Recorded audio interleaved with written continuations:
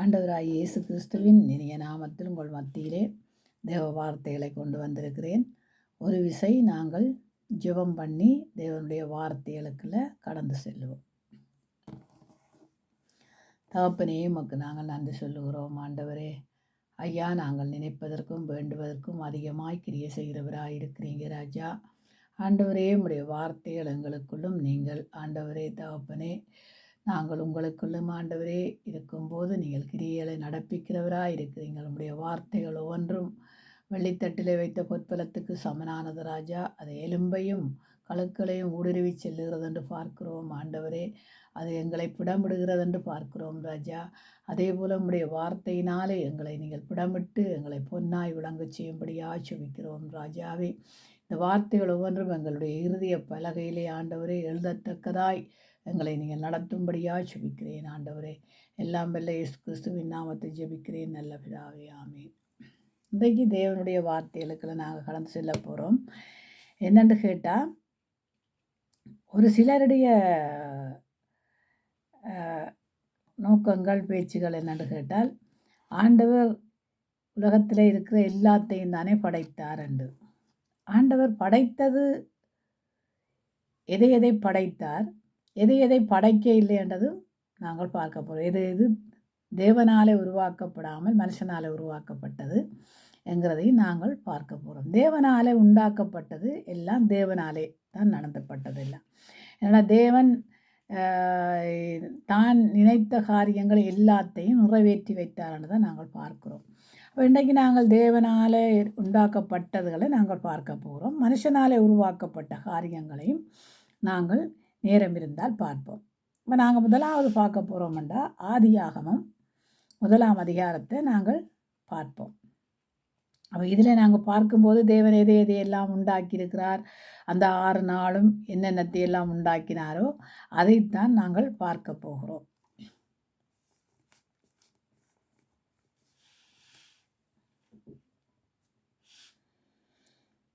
ஆதியிலே தேவன் வானத்தையும் பூமியையும் சிருஷ்டிகரித்தார். பூமியானது ஒழுங்கீனமாயும் வெறுமையாயும் இருந்தது. ஆழத்தின் மேலே இருள் இருந்தது.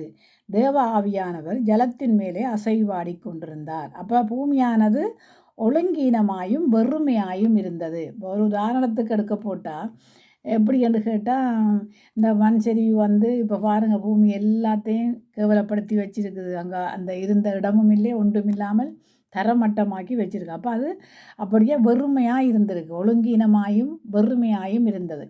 அப்போ அதில் எங்கே அது அப்போ வெறுமையாயும் இருந்தது. ஆழத்தின் மேலே இருள் இருந்தது. தேவ ஆவியானவர் ஜலத்தின் மேலே அசைவாடி கொண்டிருந்தாராம். அப்போ ஆழத்தின் மேலே இருள் இருந்தது, அது ஜலத்தின் மேலே தேவ ஆவியானவர் என்ன செய்கிறாராம், அசைவாடி கொண்டிருந்தாராம், அசைவாடி கொண்டு இருந்தார். அப்போ தேவ ஆவியானவர் ஆறாம் நாங்கள் பார்க்கிறோம் இல்லையா, கிருபை. அப்போ தேவ ஆவியானவர் எங்களுக்குள்ள எப்படியா விளங்குறாராம், கிருபையாய் விளங்குறார்.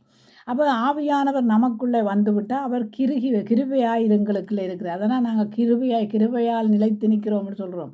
நாங்கள் நிற்பதும் நிர்மூலமாகாமல் இருப்பதும் அவருடைய சுத்த கிருபை என்று சொல்கிறோம். ஏன்னா அவர் எங்களுக்குள்ளே இருக்கிறபடியால் தன்னுடைய கிருபையினாலே எங்களை நடத்துகிறார். அப்போ தேவ ஆவியானவர் நமக்குள்ளே வந்திருக்கிறார். அப்போ இங்கே நாங்கள் பார்க்குறோம் என்னென்னு கேட்டால், தேவ ஆவியானவர் ஜலத்தின் மேலே அசைவாடி கொண்டு வந்தார். அப்போ சில பேர் சொல்லுவாங்கன்னா பழைய ஏற்பாட்டின் காலத்தில் ஆவியானவர் இல்லை என்று. அவர் ஜலத்தின் மேலே அசைவாடி கொண்டிருந்தார். பழைய ஏற்பாட்டின் காலத்தில் இருந்தார். ஆனாலும் பழைய ஏற்பாட்டின் காலத்தில் ஜனங்களோட அவர் வார்த்தையினாலே பேசி கொண்டிருந்தார். எங்களுக்கு வார்த்தை எழுதப்பட்டு வந்தது, ஆனால் அவர்களுக்கு வார்த்தையினால் தேவன் பேசிக்கொண்டிருந்தார். மோசையோடு பேசிக்கொண்டிருந்தார், ஆபிரகாமோடு பேசிக்கொண்டிருந்தார் என்று நாங்கள் பார்க்குறோம். அப்போ இங்கே உருவாக்கப்பட்டதுகளை நாங்கள் பார்க்க ஆண்டவரால் உண்டாக்கப்பட்டதும் மனுஷனால் உருவாக்கப்பட்டதும் எதென்று நாங்கள் பார்க்க போகிறோம். சில பேர் சொல்லுவாங்க, ஆண்டவர் தானே எல்லாத்தையும் படைத்தார், அப்போ நாங்கள் எல்லாத்தையும் அனுபவிக்கிறதுக்கு ஆண்டு கொள்றதுக்கு எதை ஆண்டு கொள்ளண்ட ஆண்டவர் சொன்னார் என்பதைத்தான் நாங்கள் பார்க்க வேண்டியவர்களாக இருக்கிறோம். அப்போ தேவன்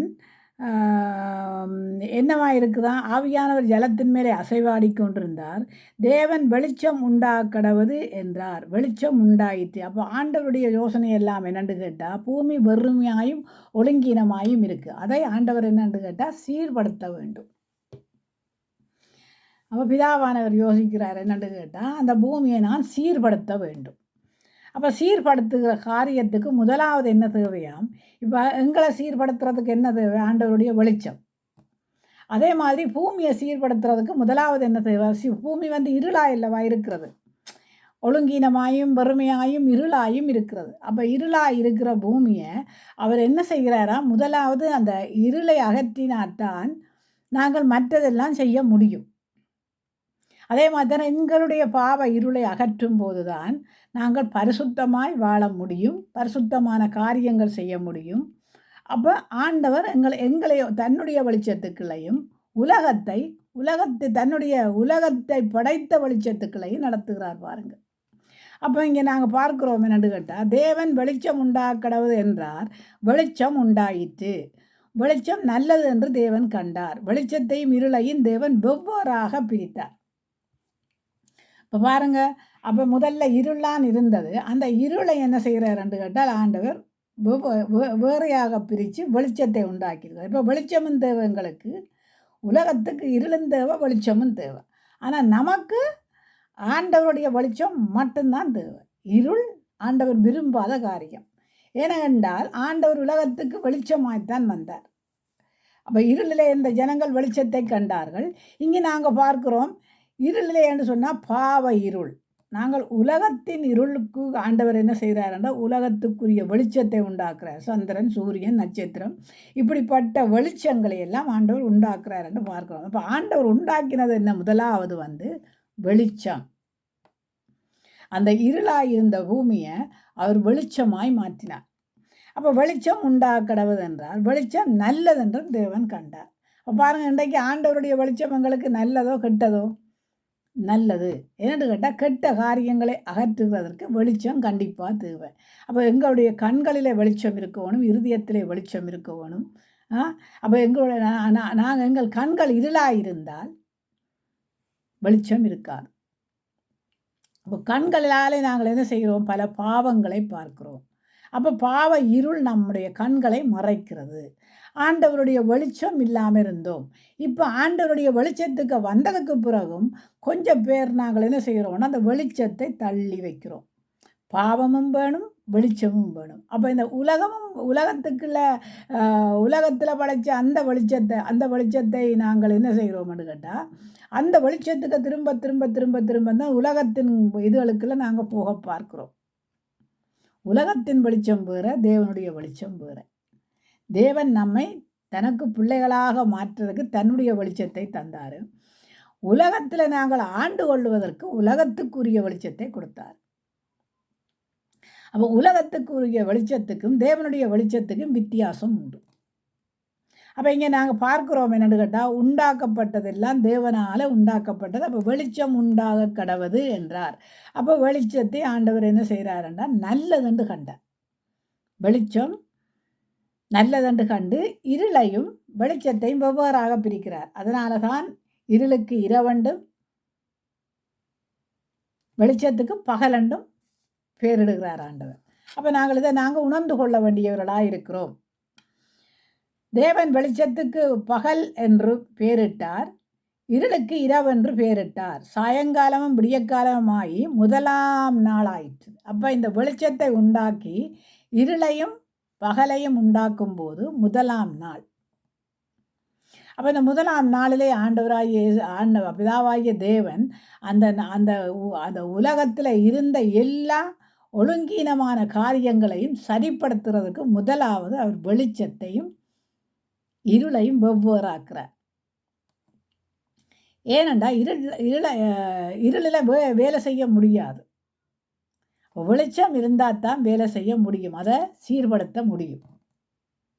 இப்போ முதலாவது ஆண்டவர் என்ன செய்கிறாருன்னா, இருளாக இருந்தது இதை வெளிச்சமாய் மாற்றுகிறார். அப்போ அந்த வெளிச்சத்தில் தான் சகலத்தையும் ஆண்டவர் உண்டாக்குறார் பாருங்க. முதல் வெளிச்சத்தை உண்டாக்கித்தான் அதுக்கப்புறமாக சகலத்தையும் உண்டாக்குறார் என்று நாங்கள் பார்க்கிறோம். அப்போ முதலாவது வெளிச்சத்தை உண்டாக்கினார், இருளை கொஞ்சம் பிரித்து வச்சிருக்கிறார். அது இரவு கண்டு பாருங்க, இரவுன்னு சொன்னால் இருளாயிரும், நாங்கள் நல்ல வடிவாக தூங்குகிறோம். இப்போ ஆண்டவர் பிதாவாகிய தேவன் எவ்வளவு ஞானம் உள்ளவர் என்றதை பாருங்கள். படைத்த தேவன், நம்ம படைத்த தேவன் எப்படிப்பட்டவர் என்பதை நாங்கள் உணர வேண்டியவர்களாக இருக்கிறோம். முதலாவது வெளிச்சம்தான் முக்கியம் தேவை. நாங்கள் என்ன செய்கிறோம் என்று கேட்டால், உலகத்து வெளிச்சத்துக்குள்ளே வாழ்கிறதுக்கு தான் எங்களுக்கு ஆண்டவர் உலகத்து வெளிச்சத்தை தந்தார், இருளையும் தந்தார். நீங்கள் ஆண்டு கொள்ளுங்கள் என்று தந்தார். ஆனால் ஆண்டு கொள்றதுக்கு ஆதாமாலே முடியலை, எவ்வாளாலேயும் முடியலை. அதனால தான் 2வது ஆதாமாக ஆண்டவராக இயேசு கிறிஸ்து வந்தார். அப்போ இங்கே நாங்கள் பார்க்குறோம் என்னென்னு கேட்டால், வெளிச்சம் உண்டாக்கடவதாக என்னென்று இருளையும் வெளிச்சத்தையும் வேறாக பிரித்தார் ஆண்டவர். அப்போ பிரிக்கும் போது பகலென்று பேரிட்டார். எதுக்கு? வெளிச்சத்துக்கு பகல். அப்போ பகலில் நாங்கள் நடப்போம், இருளில் நடப்போமா? இருளில் நடக்க மாட்டோம். ஆனால் நாங்கள் யோசித்து பார்த்தேன், குருடர்களுக்கு பாருங்கள் ஆண்டவர் பகலண்டான இரவண்டான அவங்க நடக்கிறதுக்கு அவங்களுக்கு பாருங்கள் எப்படியான ஆண்டவர் என்று நினைச்சு பாருங்கள். என்ன நாங்களெல்லாம் அதான் சொல்கிறேன், உங்களுக்கு வெளிச்சம் இருந்தும் நீங்கள் இடறி விழுகிறீர்கள். அப்போ நாங்கள் வெளிச்சத்தின் பிள்ளைகளாக இருந்தால் அந்த வெளிச்சத்தில் தான் நடக்க வேணும். அந்த வெளிச்சம் நமக்கு என்னத்துக்கு தெரிந்திருக்கிறார் ஆண்டவர்? உலகத்துக்கு வெளிச்சமாக எங்களை.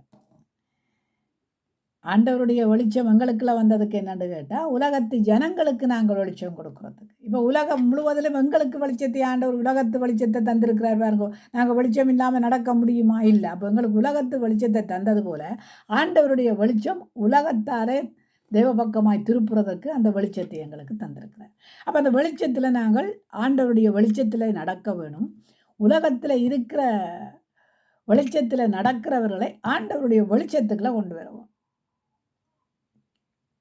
இங்கே நாங்கள் பார்க்கிறோம், தேவன் வெளிச்சத்துக்கு பகல் என்று பேரிட்டார், இருளுக்கு இரவென்று பேரிட்டார். சாயங்காலம் விடியற்காலமாய் முதலாம் நாள் ஆயிற்று.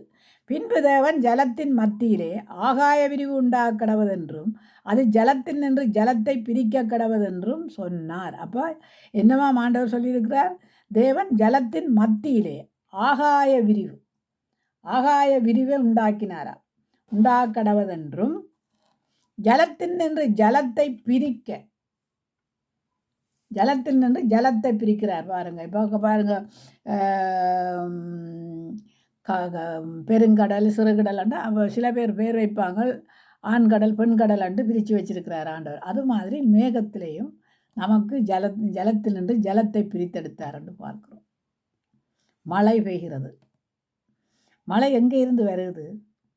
ஆண்டவர் சொல்கிறார், நான் காற்றையும் கடலையும் பண்டசாலையில் இருந்து அனுப்புகிறோம். காற்றும் கடலும் கொந்தளிக்கிறதுக்கு காரணம் ஆறு. ஆண்டவர் இல்லாமல் காற்று அதை மிஞ்சி போகாதேன்னு ஆண்டவர் சொல்கிறார் இல்லையா? ஆண்டவர் கட்டளை கொடுத்தது எல்லாம் அது செய்யுது பாருங்க. இன்றைக்கி ஆண்டவருடைய சீத்தத்துக்கு, ஆண்டவருடைய கோபத்துக்கு ஆளாகி கொண்டிருக்கிறோம். ஏனெண்டா ஆண்டவர் சொல்கிறார், இதை செய்யாத என்று சொல்லும்போது நாங்கள் என்ன செய்கிறோம்டா, ஆண்டவருக்கு மிக மிக கோபத்தை உண்டாக்கி கொண்டிருக்கிறோம். கோபத்தை உண்டாக்கி என்ன செய்கிறோம்? ஆண்டவர் ஆரண்டு அறிந்து கொள்வதும் இல்லை, புரிந்து கொள்வதும் இல்லை. பாவமான வழிகளை நாடி ஓடுகிறோம், பாவமான காரியங்களை செய்கிறோம். அப்போ ஆண்டவருக்கு கோபத்தை உண்டாக்கும் போது, ஆண்டவர் கொந்தளிக்கும் போது எப்படியா கொந்தளிப்பார்? அவருடைய கோபத்துக்கு முன்பாக நிற்கிறவன் யாரு? அதனால தான் சொல்கிறார் என்னென்னா, அவருடைய சத்தம் வெளிமான்களை ஈனச் செய்கிற சத்தமாக, கேதுரு மரங்களை முறித்து கொண்டு வருமாம் அவருடைய சத்தம். அப்போ அவருக்கு கோபம் வந்தால் இப்படி இருக்கும். இன்றைக்கி எங்களுக்கு கோபம் வந்தால் நாங்கள் என்ன செய்கிறோம்னு சொல்லுறீங்க. அர்ரா புர்ரா அது அப்படி இப்படி என்னொன்று நாங்கள் கத்தி பிளம்புகிறோம். ஆண்டவருக்கு எப்படி கோபம் பெற மாட்டோம். அப்போ ஆண்டவர் இங்கே படைச்ச ஆண்டவருக்கு கோபம் பெறத்தான் செய்யும். ஏனெண்டா கீழ்ப்படியாத பிள்ளைகளின் மத்தியில் கோபாக்கினிகள் குவியும் என்று சொல்லப்பட்டிருக்கு அல்லவா? அப்போ இங்கே படைச்சிருக்கிறார் பாருங்க. படைச்ச ஆண்டவர் என்ன செய்கிறார்டா, 2ஆம் நாள் என்ன செய்கிறாருண்டா, ஜலத்தின் மத்தியில் ஆகாய விரிவு உண்டாக்கடவுது என்றார். ஆகாய விரிவு, ஆகாயத்தில் விரிவு உண்டாக்கடவுது என்று. அப்போ ஜலத்தில் நின்று ஜலத்தை பிரித்தெடுக்கிறார். தண்ணியிலிருந்து தண்ணியை பிரித்தெடுக்கிறார் பாருங்க. அப்போ நாங்கள் இப்போ பார்ப்போம். அன்றைக்கு ஒருத்தவங்க சொன்னாங்க என்னென்னு கேட்டால், ஆண்கடல் தான் கொந்தளிக்கும், பெண்கடல் கொந்தளிக்காதுன்னு. கொந்தளிக்கிறதுக்கு ஆண்கடல் பெண்கடல் இல்லை. ஆண்டவர் சுண்டினா கொந்தளிக்கும் எல்லா கடலும். அப்போ நாங்கள் என்ன செய்கிறோமாம், எங்களுடைய மனமும் மாம்சமும் போன போக்கில் இதையும் ஆண்டவர் தான் படைத்தார், அதையும் ஆண்டவர் தான் படைத்தார்னு சொல்லக்கூடாது. படைக்காத ஒன்றை படைச்சார்னு சொல்ல. படைக்காத ஒன்று ஒரு மனுஷனால் உருவாக்கப்பட்டது. அதனால் உலகத்தில் உள்ளவைகளிலும் இச்சையாதிருப்பீர்களா சொல்லுங்க. அப்போ உலகத்தில் உண்டானது ஆண்டவரால் உண்டாக்கப்பட்டதும், ஆனால் நீங்கள் உலகத்துக்கு உரியவைகளில் இச்சையாதிருப்பாக அதை உண்டாக்கினவர்கள் மனுஷர்கள். நாங்கள் பார்க்குறோம் ஆகாய விரிவில் உண்டாக்கடவதாக என்று ஆண்டவர் ஜலத்தின் மத்தியிலிருந்து ஆகாய விரிவு உண்டாக்கடவதென்றும் ஜலத்தில் நின்று ஜலத்தை பிரிக்க கடவதென்றும். அப்போ ஜலத்தில் நின்று ஜலத்தை பிரிக்குது. ஆண்டவர் சொன்னதெல்லாம் ஆமென்றும் ஆமேன் என்றும் உள்ள கட்டளை கொடுத்த வார்த்தைகள். தேவன் ஆகாய விரிவை உண்டு பண்ணி ஆகாய விரிவுக்கு கீழே இருக்கிற ஜலத்துக்கும் ஆகாய விரிவுக்கு மேலே இருக்கிற ஜலத்துக்கும் பிரிவு உண்டாக அது அப்படியே ஆயிற்று. பிரிவு உண்டாக்குறார். ஜலத்தை பிரிவு உண்டாக்குறார். ஆகாய விரிவுக்கு மேலே இருக்கிற ஜலத்துக்கும் ஆகாய விரிவுக்கு கீழே இருக்கிற ஜலத்துக்கும் பிரிவு உண்டாக்குறார். இப்போ பாருங்க, அங்கே இருந்து மழை வருது, இங்கே இருந்து என்ன வருது, கடல் வருது. அப்போ பிரிவுகள் உண்டாக்குறார். தேவன் ஆகாய விரிவை உண்டு பண்ணி ஆகாய விரிவுக்கு கீழே இருக்கிற ஜலத்துக்கும் ஆகாய விரிவுக்கு மேலே இருக்கிற ஜலத்துக்கும் பிரிவு உண்டாக்கி அது அப்படியே ஆயிற்று. தேவன் ஆகாய விரிவுக்கு என்ன செய்கிறாராம், வானம் என்று சொல்கிறார். அப்போ வானத்தில் இருந்து பெய்கிறது என்ன, மழை. அப்போ ஆகாய விரிவுக்கு மேலே இருக்கிறது என்ன தான், மழை. ஆகாய விரிவுக்கு கீழே இருக்கிறதுக்கு சொல்கிறார் என்னென்று கேட்டால், சாயங்காலம் விடியற்காலமாய் 2ஆம் நாள் ஆயிற்று. தேவன் ஆகாய விரிவுக்கு வானம் என்று பெயரிட்டார். சாயங்காலம் விடியற்காலமாய் 2ஆம் நாள் ஆயிற்று. பின்பு தேவன் வானத்தின் கீழே இருக்கிற ஜலம் ஓரிடத்திலே சேரவும். எங்கே, வானத்தின் கீழே இருக்கிற ஜலம், எங்கே, பூமியில் இருக்கிற ஜலம் ஓரிடத்திலே சேரவும்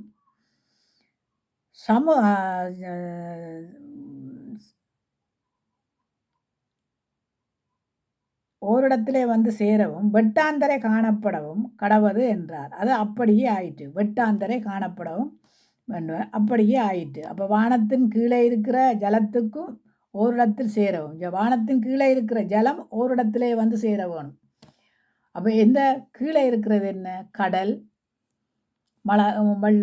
குளம், இப்படியான பல பல ஆறுகள், அருவிகள், இப்படி ஓரிடத்துல சேரவும் அதற்கு கட்டளை கொடுக்கிறார். பின்பு தேவன் வானத்தின் கீழே இருக்கிற ஜலத்துக்கு ஓரிடத்தில் சேரவும் வெட்டாந்தரை காணப்படவும் கடவது என்றார். அப்படியே ஆயிற்று. தேவன் வெட்டாந்தரைக்கு பூமி என்றும், வெட்டாந்தரைக்கு என்ன சொன்னாராம், பூமி என்று பெயரிட்டார். தேவன் வெட்டாந்தரைக்கு பூமி என்றும் சேர்ந்த ஜலத்துக்கு சமுத்திரம் என்றும் பெயரிட்டார். தேவன் அது நல்லது என்று கண்டார். அப்போ சமுத்திரம் எப்படிப்பட்டதான், தேவன் வெட்டாந்தரைக்கு என்னென்று பூமி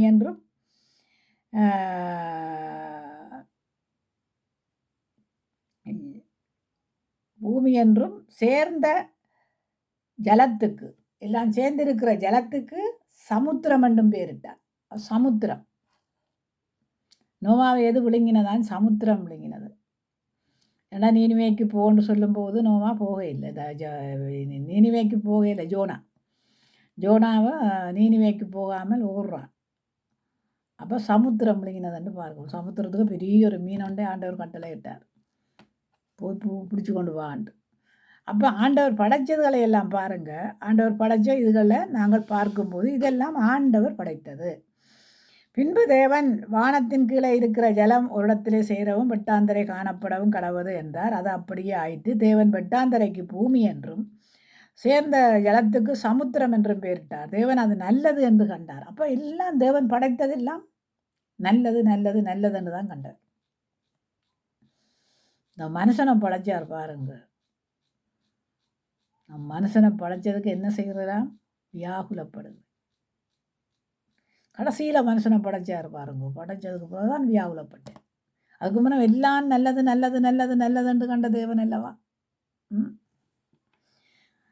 அப்பொழுது தேவன், அப்போ இங்கே நாங்கள் பார்க்குறோம், இது 3ஆம் நாள். அப்பொழுது தேவன் பூமியானது புல்லையும் விதையையும் புறப்பிக்கும் பூண்டுகளையும் பூமியின் மேலே தங்கள் விதைகளையும் கனிகளையும் தங்கள் ஜாதிகளின்படி கொடுக்கும்படி விருட்சங்களையும் முளைப்பிக்க கடவுது என்றார். அது அப்படியே ஆயிற்று. பூமியானது புல்லையும் தங்கள் தங்கள் ஜாதிகளின்படி விதைப்பையும் பிறப்பிக்கும் பூண்டுகளையும் தங்கள் தங்கள் ஜாதிகளின்படி தங்கள் தங்கள் விதையையும் கனிகளையும் கொடுக்கும் விருட்சங்களையும் முளைப்பித்து தேவன் அது நல்லது என்று கண்டார். அப்போ பாருங்க விளைவு. அப்போ எங்கே முதலாவது ஆண்டவர் இங்கே இதை என்ன செய்கிறாராம்? அதுக்கு பிறகு பூமியில் என்ன செய்கிறாராம்? புல்லையும் விதையை பிறப்பிக்கும் பூண்டுகளையும்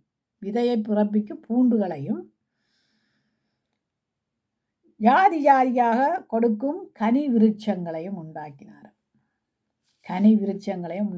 பாருங்க, மரம், செடி, கொடி, புல், பூண்டு, பூக்களை பாருங்க. ஒரு 24 கலர் விதமான பூக்கள், 24 விதமான செடிகள் ஆண்டவர் படைச்சதுகளை சொல்ல முடியாதப்பா.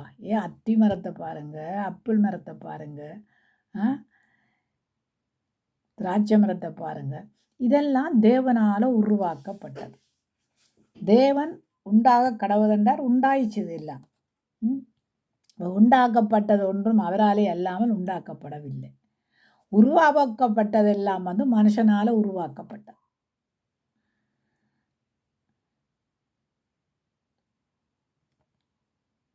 சாயங்காலமும் விடியற்காலமாகி 3ஆம் நாள் ஆயிற்று.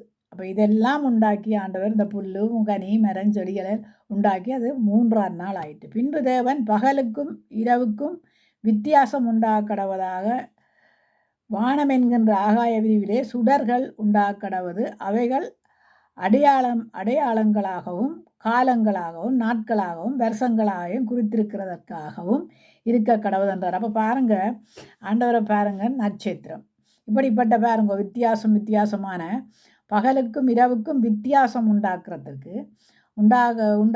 உண்டாகத்தக்கதாக வானம் என்கின்ற ஆகாய விரிவிலே என்னத்தை உண்டாக்குறாராம்? சுடர்களை உண்டாக்குறார்.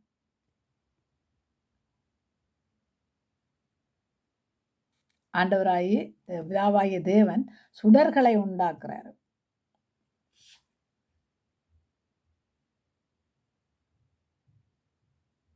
சுடர்கள் உண்டாக்கடவுது என்றார். அவைகள் அடையாளங்களுக்காகும். அப்போ எதுக்கு அடையாளமாம்? பகலுக்கும் இரவுக்கும் அடையாளம், காலங்களைக்கும் நாட்களையும் வருஷங்களையும் குறிக்கத்தக்கதான இருக்க கடவுது. அப்போ காலங்கள், நேரங்கள், இதுகள், நிமிஷங்கள் எல்லாத்தையும் பாருங்கள். இப்போ சூரியன் தன்னைத்தான் சுற்றுவதனால 24 மணித்தியாலம் சொல்லுதாம். அப்போ பூமி எப்படிப்பட்டதாம்? உருண்டை வடிவமாக படைத்திருக்கிறாராம் ஆண்டவர். அந்த உருண்டை வடிவத்தில் தான் தேவன் இருக்கிறார். வீட்டிலிருந்து பாருங்க, அழகாக படைச்சிருக்கிறாரு பூமியை. ஆவியானவர் இனத்தில் இருக்கிறாரு, ஜலத்தின் மேல் அசைவாடி கொண்டிருக்கிறார். அப்போ பூமியில் வானம் மேலே எங்கே பூமி உருண்டை வடிவண்டா அதுக்குள்ளே தான் அவர் வீட்டிருக்கிறார், அவருக்கு இருந்தார். அப்போ இப்படிப்பட்ட அழகான காரியங்களை செய்த தேவன் அல்லவா? அப்போ அவருக்கு நாங்கள் அருமையானவர்களாக இருக்கணும் அல்லவா? பழைய ஆதாமவாள்தான் தப்பு செய்தாங்க, தவறு செய்தாங்க. நாங்கள் புதிய ஆதாமவாள்களாக இருக்கிறோம் இல்லையா? ஆண்டவரால் உருவாக்கப்பட்டிருக்கிறோம் இல்லையா?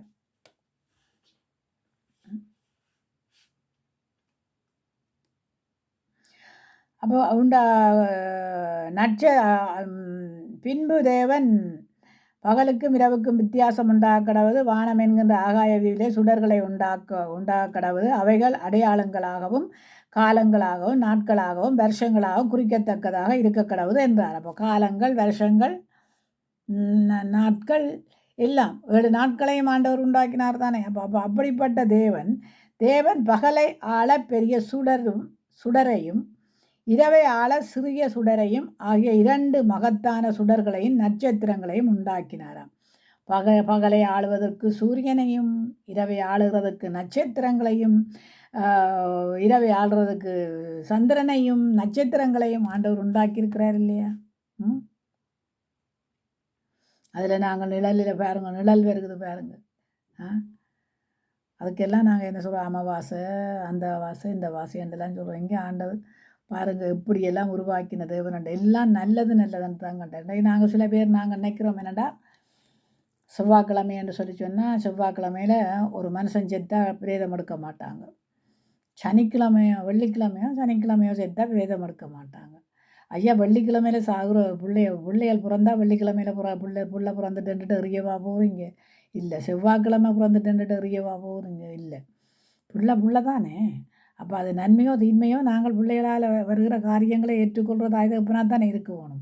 அப்போ அதேனா சாவுடன்றோன்னா சொல்கிறது என்னென்னு கேட்டால் அட்டமியில் செத்தாங்க, அமாவாசையில் செத்தாங்க. இது நினைக்கும் போதே அவங்களுக்குள்ள பிசாசு வந்துடும். ஒன்றையும் நினைக்காமல் கொண்டு போனால் ஒன்றும் இல்லை. இங்கே ஆண்டவர் எல்லாம் நல்லதண்டு படைத்த நாள். எப்படி படைத்தாராம்? திங்கள், செவ்வாய், புதன், வியாழன், வெள்ளி, சனி, ஞாயிறு 7 நாட்கள். அந்த 7 நாட்களும் நல்லதண்டு படைத்த நாட்கள். பகலையும் இரவையும் ஆளவும் வெளிச்சத்துக்கு இருளுக்கும் வித்தியாசம் உண்டாகவும் தேவன் அவைகளை வானம் என்கின்ற ஆகாய விரிவிலே வைத்தார். தேவன் அது நல்லது என்று கண்டார். 4ஆம் நாளில் சாயங்காலம் விடியற்காலம் ஆயிட்டு 4ஆம் நாள் ஆயிற்று. அப்போ இங்கே பாருங்கள், வெளிச்சத்துக்கும் இருளுக்கும் வித்தியாசம் உண்டாக்கி தேவன் அவைகளை வானம் என்கின்ற ஆகாய விரிவிலே வைத்தாராம். அப்புறம் எல்லாம் இப்போ பகலும் இரவும் அங்கே இருக்கான், வானம் என்கின்ற ஆகாய விரிவிலே இருக்குது. சூரியன் அங்கே இருக்குது வானத்தில், சந்திரன் அங்கே இருக்குது வானத்தில், நட்சத்திரங்கள் அங்கே இருக்குது வானத்தில். இப்போ இதுகளை ஆண்டவர் உண்டாக்கினார். அப்போ சாயங்காலம் விடியற்காலமாகி 4ஆம் நாள் ஆயிற்று. பின்பு தேவன் நீந்தும் ஐந்துக்களையும் பூமியின் மேலே வானம் என்கின்ற ஆகாய விரிவிலே பறக்கும் பறவைகளையும் ஜலமானது திரளாக ஜனிப்பிக்க கடவது என்றார். பாருங்க என்ன செய்கிறாராம் ஆண்டவர்? ஜலத்தில் ஐந்துக்களை உருவாக்கினாராம். சாயங்காலம் விடியற்காலம் ஆயிற்று. பின்பு தேவன் நீந்தும் ஐந்துக்களையும் பூமியின் மேலே வானம் என்கின்ற ஆகாய விரிவிலே பறக்கும் பறவைகளையும். அப்போ ஆகாய விரிவிலே பறக்கிற பறவையும் பூமியிலே இருக்க வேண்டிய பறவைகளும் ஆண்டவர் உண்டாக்குற வித்தியாசத்தை, பறவைகளுக்குள்ளேயும் வித்தியாசம் பாருங்கள். காட்டு மிருகங்கள், நாட்டு மிருகங்கள், ஊரும் பிராணிகள்,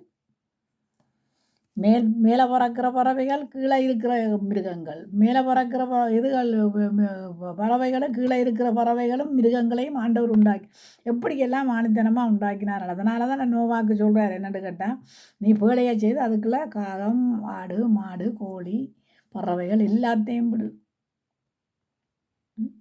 அப்போ ஆண்டவர் படைத்த காரியங்களை நினைக்கும் போது அதிசயம் இல்லையா? எங்களை படைத்ததே அதிசயமான காரியம். அப்போ நாங்கள் வேதத்தை வாசிக்கும் போது அதை நாங்கள் தியானமாக எடுத்துக்கொள்ளணும். ஆண்டவரே, இந்த வசனம் எல்லாம் நமக்கு தந்திருக்கிறீங்களே அப்போ, அது திருஷ்டாந்தங்கமாக வைக்கப்பட்டிருக்கு.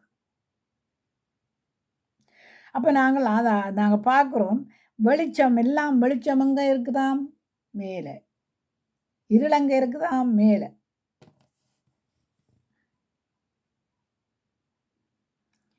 அப்போ வானம் என்கின்ற ஆகாய விரிவிலே பறக்கும் பறவைகளையும் ஜலமானது திரளாக ஜனிப்பிக்க கடவது என்றார்.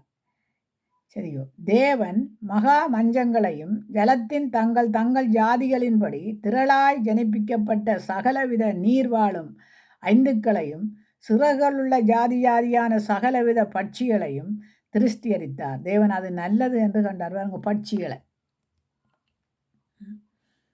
கொக்கு, பலவிதமான பட்சிகள் இருக்குது. வடிவான அழகுள்ள பட்சிகளை எல்லாம் ஆண்டவர் படைத்தார். அதில் ஒரு பறக்குது, பட்சிகளே பறவைகளே, ஏதோ ஒரு பாட்டு ஒன்று இருக்குது, நல்ல பாட்டு. அது ஆண்டவற்ற பாட்டு தான் அது.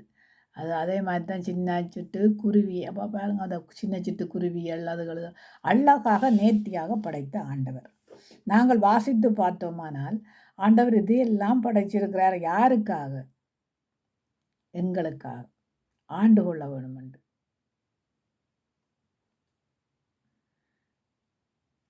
தேவன் அவர்களை ஆசீர்வதித்து, நீங்கள் பழகி பெருகி சமுத்திரத்தை நிரப்புங்கள் என்று, பறவைகள் பூமியின் பெருக கடவது என்றும் சொன்னார். அப்போ சமுத்திரத்தை நிரப்புங்கள். சமுத்திரத்தில் இருக்கிற மீன்கள்,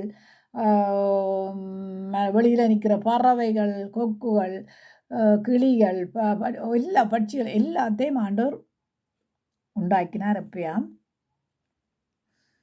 4ஆம் நாள்.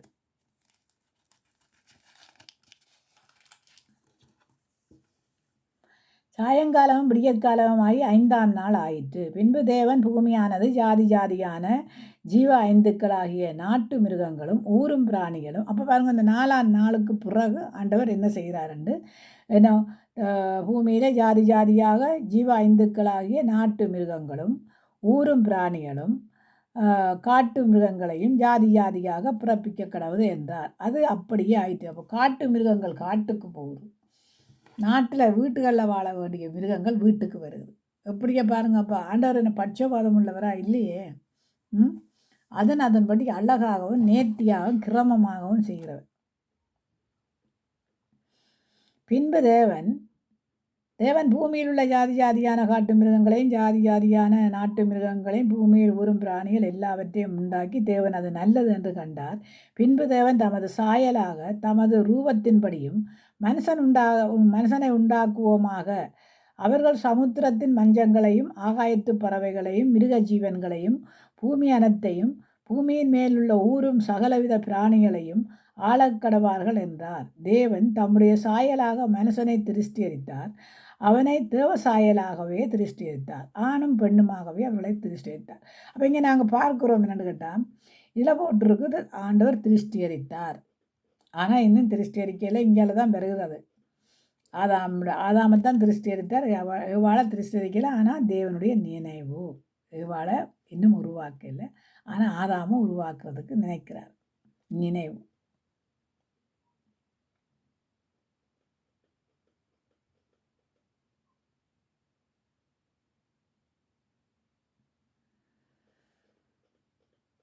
எண்ணத்தை ஆண்டு கொள்ளும்படியாம் ஆகாயத்து பறவைகள் சமுத்திரத்தில் உள்ளவைகள் எல்லாத்தையும் மனுஷன் ஆள வேணும் என்று தன்னுடைய சாயலாக. பின்பு தேவன் தமது சாயலாக நமது ரூபத்தின்படியே மனுஷனை உண்டாக்குவோமாக, அவர்கள் சமுத்திரம் மஞ்சம் ஆகாயத்து பறவைகளையும் மிருக ஜீவன்களையும் பூமி அனைத்துக்கும் பூமியின் மேலே ஊரும் சகலவித பிராணிகளையும் ஆளக்கடவார்கள் என்றார். அப்போ நினைத்தார், ஒரு மனுஷனை நான் உருவாக்கினேன், அதை ஆணும் பெண்ணுமாக உருவாக்கணும் என்று நினைச்சார் ஆண்டவர்.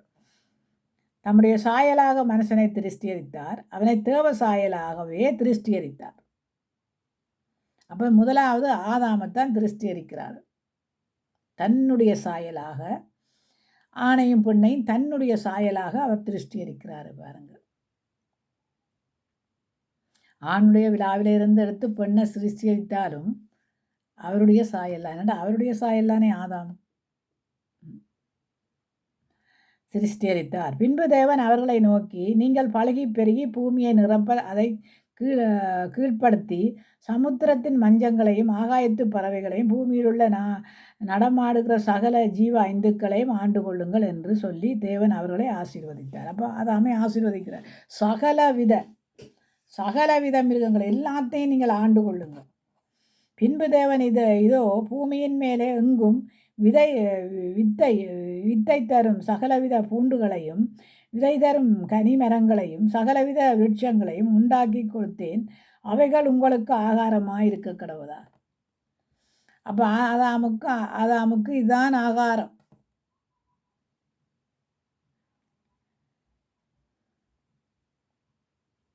பூமியில் உள்ள சகல மிருக ஜீவன்களுக்கும் ஆகாயத்தில் உள்ள சகல பறவைகளுக்கும் பூமியின் மேல ஊரும் பிராணிகள் எல்லாவற்றிற்கும் பசுமையான சகல பூண்டுகளையும் ஆகாரமாக கொடுத்தேன்.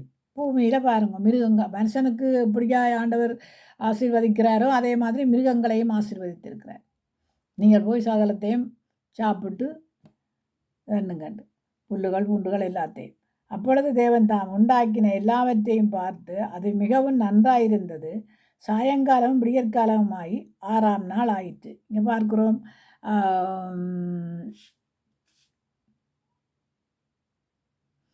5ஆம் நாள் உண்டாக்கினதை பார்க்குறோம், 6ஆம் நாள் உண்டாக்கினதை பார்க்குறோம். இங்கே பார்க்க போகிறோம் கேட்டால் 6ஆம் நாள் உண்டாக்கிட்டு பின்பு இவ்விதமாக வானம் பூமி அவைகளின் சர்வ சேனைகளையும் உண்டாக்கப்பட்டது தீர்ந்தன. 6ஆம் நாளை இவ்வளவும் உண்டாக்கிட்டார். மரஞ்செடி கொடி கனிகள் இதுகள் மருக ஜீவங்கள் ஊரும் பிராணிகள் வெளிச்சங்கள் எல்லாம் 6ஆம் நாளுக்குள்ளே அவர் உண்டாக்கிட்டு தேவன் தாம் செய்த தம்முடைய கிரியைகளை 7ஆம் நாளிலே நிறைவேற்றி உண்டாக்கின தம்முடைய கிரிகளை எல்லாம் முடித்த பின்பு 7ஆம் நாளிலே ஓய்ந்திருந்தார். அதுதான் ஓய்வு ஆன நாள், ஞாயிறு. அப்போ அந்த ஞாயிற்றுக்கிழமை என்னத்துக்காக ஆண்டவர் உருவாக்கியிருக்கிறார்? மனுஷனுக்காக உருவாக்கப்பட்டது. தேவன் சொல்லுகிறதுனா ஓய்வு நாள் மனுஷனுக்காக உருவாக்கப்பட்ட நாள். தேவன் தாம் திருஷ்டியரித்து உண்டு பண்ணின தம்முடைய கிரியைகளை எல்லாம் முடித்த பின்பு அதிலே ஓய்ந்திருந்தபடியால் தேவன் 7ஆம் நாளை ஆசீர்வதித்து அதை பரிசுத்தமாக்கினார். அப்போ பாருங்கள், எல்லாத்தையும் உண்டாக்கிட்டு பரிசுத்தப்படுத்துகிறார்.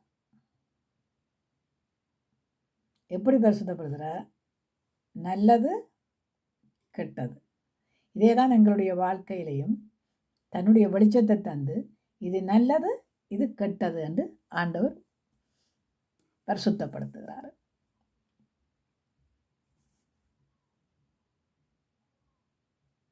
தேவனாகிய கர்த்தர் பூமியையும் வானத்தையும் உண்டாக்கின நாளிலே வானமும் பூமியும் திருஷ்டியரிக்கப்பட்ட வரலாறு இவைகளே.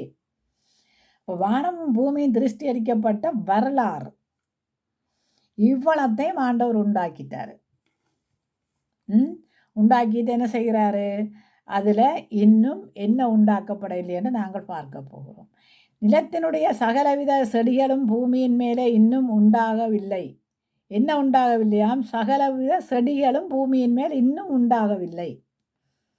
நிலத்தினுடைய சகலவித பூண்டுகளும் பூமியின் மேலே இன்னும் உண்டாகவில்லை. நிலத்தினுடைய சகலவித பூண்டுகளும் இன்னும் முளைக்கவும் இல்லை. ஏனெனில் தேவனாகிய கர்த்தர் பூமியின் மேலே இன்னும் என்னத்தை பெய்ய பண்ண இல்லையா? எல்லாம் உருவாக்கிட்டாரு. ஆனால் மழை இன்னும் உருவாக்கப்பட இல்லை. பூமியின் மேலே மழையை பெய்ய பண்ணவில்லை. நிலத்தை பண்படுத்த மனுஷனும் இருந்ததில்லை. இங்கே சொல்கிறார் என்னன்னு கேட்டால், நான் மனுஷனை தேவசாயலாக உருவாக்கினேன். அப்போ உருவாக்கையில் அவர் நினைத்தார், இப்படித்தான் ஒரு மனுஷனை உருவாக்க வேணும், இப்படித்தான் செய்ய வேணும்னு அவருடைய நினைவுகள் பாருங்கள். அதான் சொல்கிறேன், என்னுடைய நினைவல்ல உங்களுடைய நினைவுகள், என்னுடைய வழியுமல்ல உங்களுடைய வழிகள்னு சொல்கிறாரு இல்லையா? அப்போ ஆண்டவருடைய காரியங்கள் எல்லாம் அதன்படி நேர்த்தியாகவும் அழகாகவும் செய்கிறார் பாருங்கள். நாங்கள் நேர்த்தியாகவும் அழகாகவும் செய்கிறோமா என்ன ஒரு காரியத்தை? அப்போ தேவன் எப்படிப்பட்டவர் என்பதை நாங்கள் வேதத்தை படிக்கும்போது தான் தெரியும். மழை பெய்ய பண்ணவில்லை, நிலத்தை பண்படுத்த மனுஷனும் இருந்ததில்லை. அப்பொழுது மூடுபனி பூமியிலிருந்து எழும்பி பூமியெல்லாம் நனைத்தது. தேவனாகிய கர்த்தர் மனுஷனை பூமியின் மண்ணினாலே உருவாக்கி ஜீவ சுவாசத்தை அவன் நாசியிலே ஊதினார். மனுஷன் ஜீவதத்துவமானான்.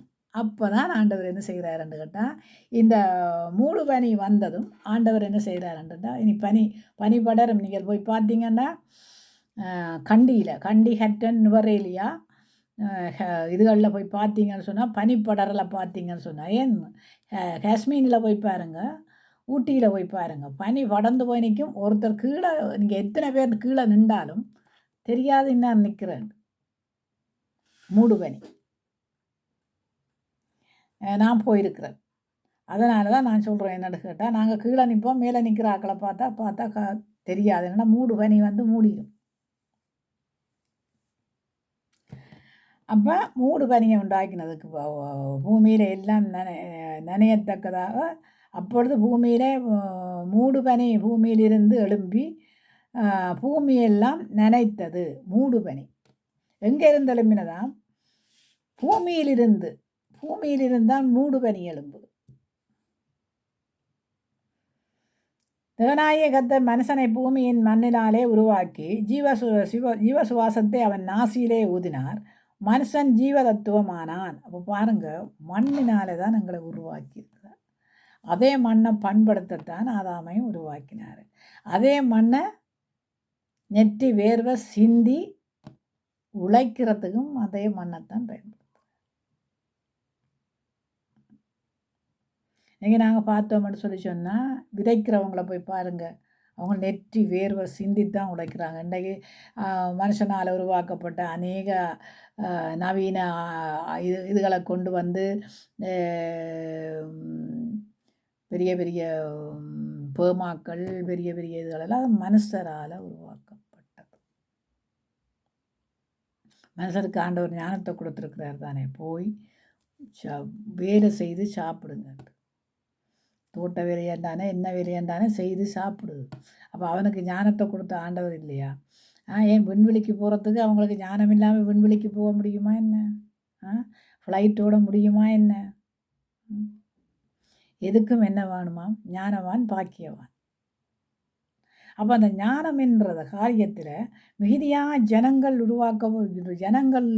உருவாக்கினதெல்லாம் வேறு வேறு. அது நான் உங்களுக்கு சொல்கிறேன். இப்போ நான் ஆண்டவர் உண்டாக்கினதை மட்டும் உங்களுக்கு சொல்கிறேன். ஆண்டவர் மனுஷனை ஜீவ சுவாசத்தினாலே மண்ணினாலே மனுஷனை ஊதி ஜீவ சுவாசத்தை கொடுத்து ஊதி ஜீவ தத்துவமாக்கினார். தேவனாய கர்த்தர் கீழே ஏதோன் தோட்டம் என்னும் ஒரு தோட்டத்தையும் உண்டாக்கி தாம் உருவாக்கின மனுஷனை அதிலே வைத்தாராம். பாருங்க, எப்படி ஆண்டவருடைய காரியங்களை யோசிச்சு பாருங்கள். நாங்கள் ஒரு மனுஷனை கொண்டு வந்தால் அவரை என்னென்ன விதத்திலே எல்லாம் ஆட்டி படைக்கிறோம். ஆட்டி படைக்கிற விதத்திலே எல்லாம் ஆட்டி படைப்போம். இதை செய் அதை செய் இதை செய் அதை செய் இதை செய். ஆண்டவர் அழகாக நேர்த்தியாக கிரமமாக செய்கிறார். அப்போ அந்த ஏதோன் தோட்டத்தை உருவாக்கி அதிலே மனுஷனை வைத்தார். இது ஆண்டவர் உண்டாக்கின காரியங்கள். தேவனாய கர்த்தர் பார்வைக்கு அழகும் புசிப்புக்கு நலமான சகலவித விருட்சங்களையும் தோட்டத்திலே நடுவிலே விருட்சத்தையும் நன்மை தீன்மை அறியத்தக்க விருட்சத்தையும் பூமியிலிருந்து முளைப்பிக்க பண்ணினாராம். பாருங்கள், ஆண்டவர் தான் இதெல்லாம் செய்கிறாரு. நல்ல நல்ல விதைகள், கெட்ட விதைகள், நல்ல விதைகள் எல்லாத்தையும் ஆண்டவர் தான் அதை எல்லாம் முளைக்க செய்கிறார். இன்றைக்கு பாருங்க, நல்ல மரமும் இருக்குது, கெட்ட மரமும் இருக்குது. நீங்கள் போய் காட்டுக்குள்ளே எல்லா மரத்தின் இதுகளையும் சாப்பிட முடியாது. பாலப்பழத்தை சாப்பிடலாம், ஆனால் அல்லிக்காயை சாப்பிட முடியுமோ? இல்லை. அப்படி பல பல காய்கள், நச்சுக்காய்கள் எல்லாம் இருக்குது. அப்போ ஆண்டவர் உருவாக்க எல்லாம் தான் நல்லது கெட்டதுன்னு சொல்லி தான் உருவாக்குறாரு. அப்போ நாங்கள் என்ன செய்கிறோம்? நல்லது எடுத்துக்கொள்வது கிடையாது. இந்த காலத்தில் நாங்கள் நல்லதுகளை பயன்படுத்துறது கிடையாது. கெட்டதுக்கு துணிகரமாக நிற்போம். பாருங்கள், கெட்டது செய்கிறதுக்கு துணிகரமாக நிற்போம். யார்? நாங்கள். இந்த வேதம் யாருக்கு? இந்த வேதம் யாருக்கு ஆண்டவர் கையில் கொடுத்தது? எங்களுக்குத்தானே தந்திருக்கிறாரு. ஆதாம் தான் சரி, ஓகே, அவன் தவறுண்டு போனான். ஆனால் திருப்பி ஆண்டவராய் இயேசு கிறிஸ்து 2வது ஆதாமாக வெளிப்பட்டு எங்களையெல்லாம் எடுத்து கொண்டு வந்து எங்களையும் ஆதாம் ஏவாளாக உருவாக்கினதுக்கு பிறகு அதே ஆதாம் ஏவாள் செய்த தவறுகளை நாங்கள் செய்யலாமோ? செய்யலாமோ? எங்களை இவ்வளவும் உண்டாகிற அந்த ஆதியிலே வார்த்தை இருந்தது, தேவனிடத்தில் இருந்தது, தேவனாயிருந்தது, தேவனிடத்திலிருந்து எங்களுக்கு வந்தது. அப்போ ஆதியிலே உண்டாக்கின காலத்தில் இருந்து இந்த வரைக்கும் என்ன இருக்குதாம்? உண்டாக்கப்பட்ட காரியங்கள் இருக்குது. ஆண்டவர் உண்டாக்கினதில் ஒன்றுமே ஆண்டவர் எடுத்து போட இல்லை. அழிச்சாரு. அழிச்சும் அந்த சோதங்கோமா இவை அழிச்சாரு. ஆனாலும் இன்றைக்கும் அந்த சோதங்கோமா இருக்குது. ஆனாலும் பாருங்க, நோவாவின் காலத்தில் அழிச்சாரு. ஆனாலும் இன்றைக்கும் இருக்குது, தேசங்கள் இருக்குது. ஒன்றையும் அவர் ஆனால் சில தேசங்கள் சீர்படுத்த முடியாமல் இருக்குது, அப்படியே கிடக்குது.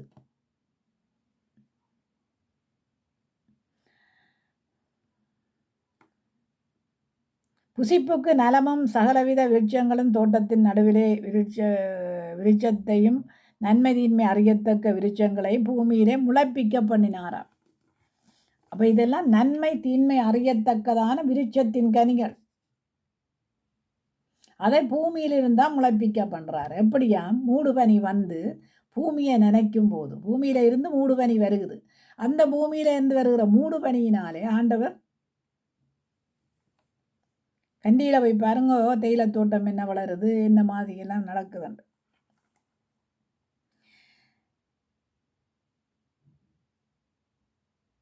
தோட்டத்துக்கு தண்ணீர் பாயும்படி ஏதோனிலிருந்து ஒரு நதி ஓடி அங்கே இருந்து பிரிந்து 4 பெரிய ஆறுகளாகி ஆயிட்டுது. 4 பெரிய ஆறுகள் ஆயிட்டுதான். தோட்டத்துக்கு அவர் தண்ணி பாய்ச்சுறாரு.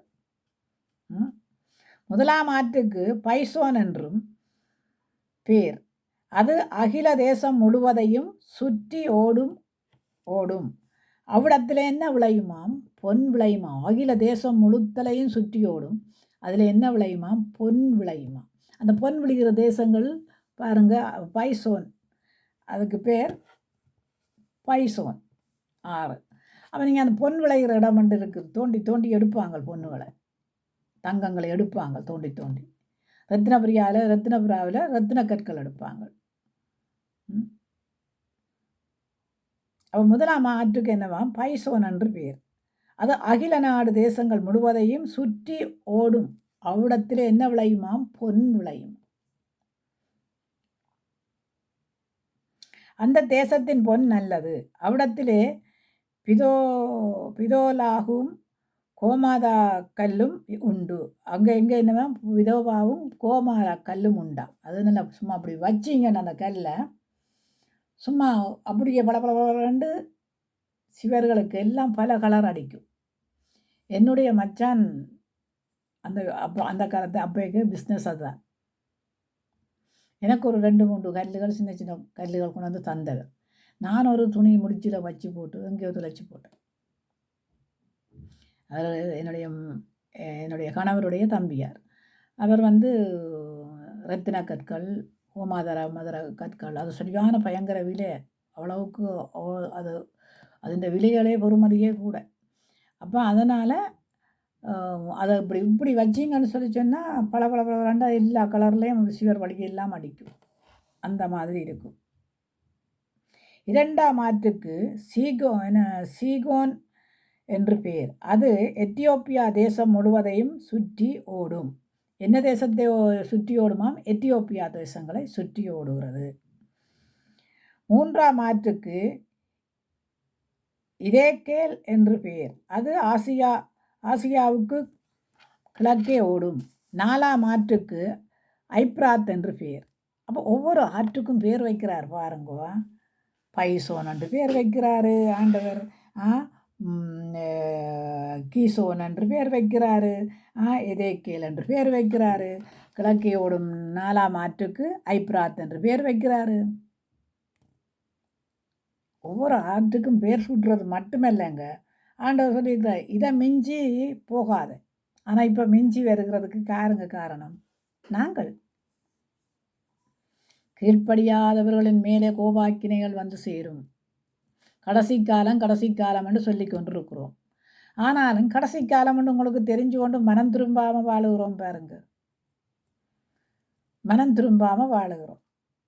பாவத்துக்குள்ளே அடிமையாக இருக்கிறோம். குடிவரைக்கு அடிமையாக இருக்கிறோம். பெச்சாரத்துக்கு அடிமையாக இருக்கிறோம். வேசித்தனத்துக்கு அடிமையாக இருக்கிறோம். களவு, பொய், கற்பழிப்பு, ஒரு மனுஷனோட பழகுறத்தில் எப்படி பழக வேணும், எப்படி இதண்ட வேணுமென்று இல்லை, பிரிவினைகள், இப்படிப்பட்ட பல காரியங்களுக்குள்ள நாங்கள் அடிமைகளாக இருக்கும்போது தேவனுக்கு அடிமை இல்லாமல் உலகத்தில் இருக்கிற காரியங்களுக்கு அடிமையாகி நாங்கள் என்ன செய்கிறோம் என்றெல்லாம் பாவத்தை இன்னும் பூமியில் விளைவிக்கிறோம். பாவம் பூமியில் பெருகினதென்று தான் பார்க்குறோம். ஆனால் பாவத்துக்கு பக்கத்தில் ஆண்டவராகி இயேசு கிறிஸ்து இருந்தார் பாருங்க. பாவத்தை வெறுத்து தான் அந்த பாவத்தை வெறுக்கிறாரு. அந்த பாவத்தை வெறுத்து அந்த பாவியை நேசிக்கிறாரு. இன்றைக்கு நீங்கள் ஒருத்தர் செய்கிற தவறுகளை நீங்கள் வெறுத்து அவங்கள நேசிக்கிறீங்களா? நோ. ஆண்டவர் இங்கே எல்லாத்தையும் உருவாக்கிட்டார். ஏங்க ஆதாமேவாள் செய்த பாவத்துக்கு ஆண்டவர் என்ன அடிச்சு போட்டு இனிமேல் நீ இந்த பூமியில் இருக்காதேன்னு சொல்லி இதண்டவரா? இல்லையே. ஆட்களை வெளியிலே அனுப்பி உடையும் கொடுத்து அனுப்பி இந்தா போய் ஆண்டுகோள்னு அவங்களையும் விட்டுட்டாரு. அதுக்கு பிறகு ஆதாமேவாளுக்கு பிறந்ததான் காயின் ஆபேல். அப்போ ஆண்டவர் பட்சவாதம் உள்ளவர் அல்ல, மனுஷன் பட்சவாதம் உள்ளவர். அதனால தானே ஆண்டவர் சொல்கிறாரு, எந்த இடத்துலையும் சொல்கிறாரு, இவங்கள் வணங்கா கழுத்துள்ளவர்.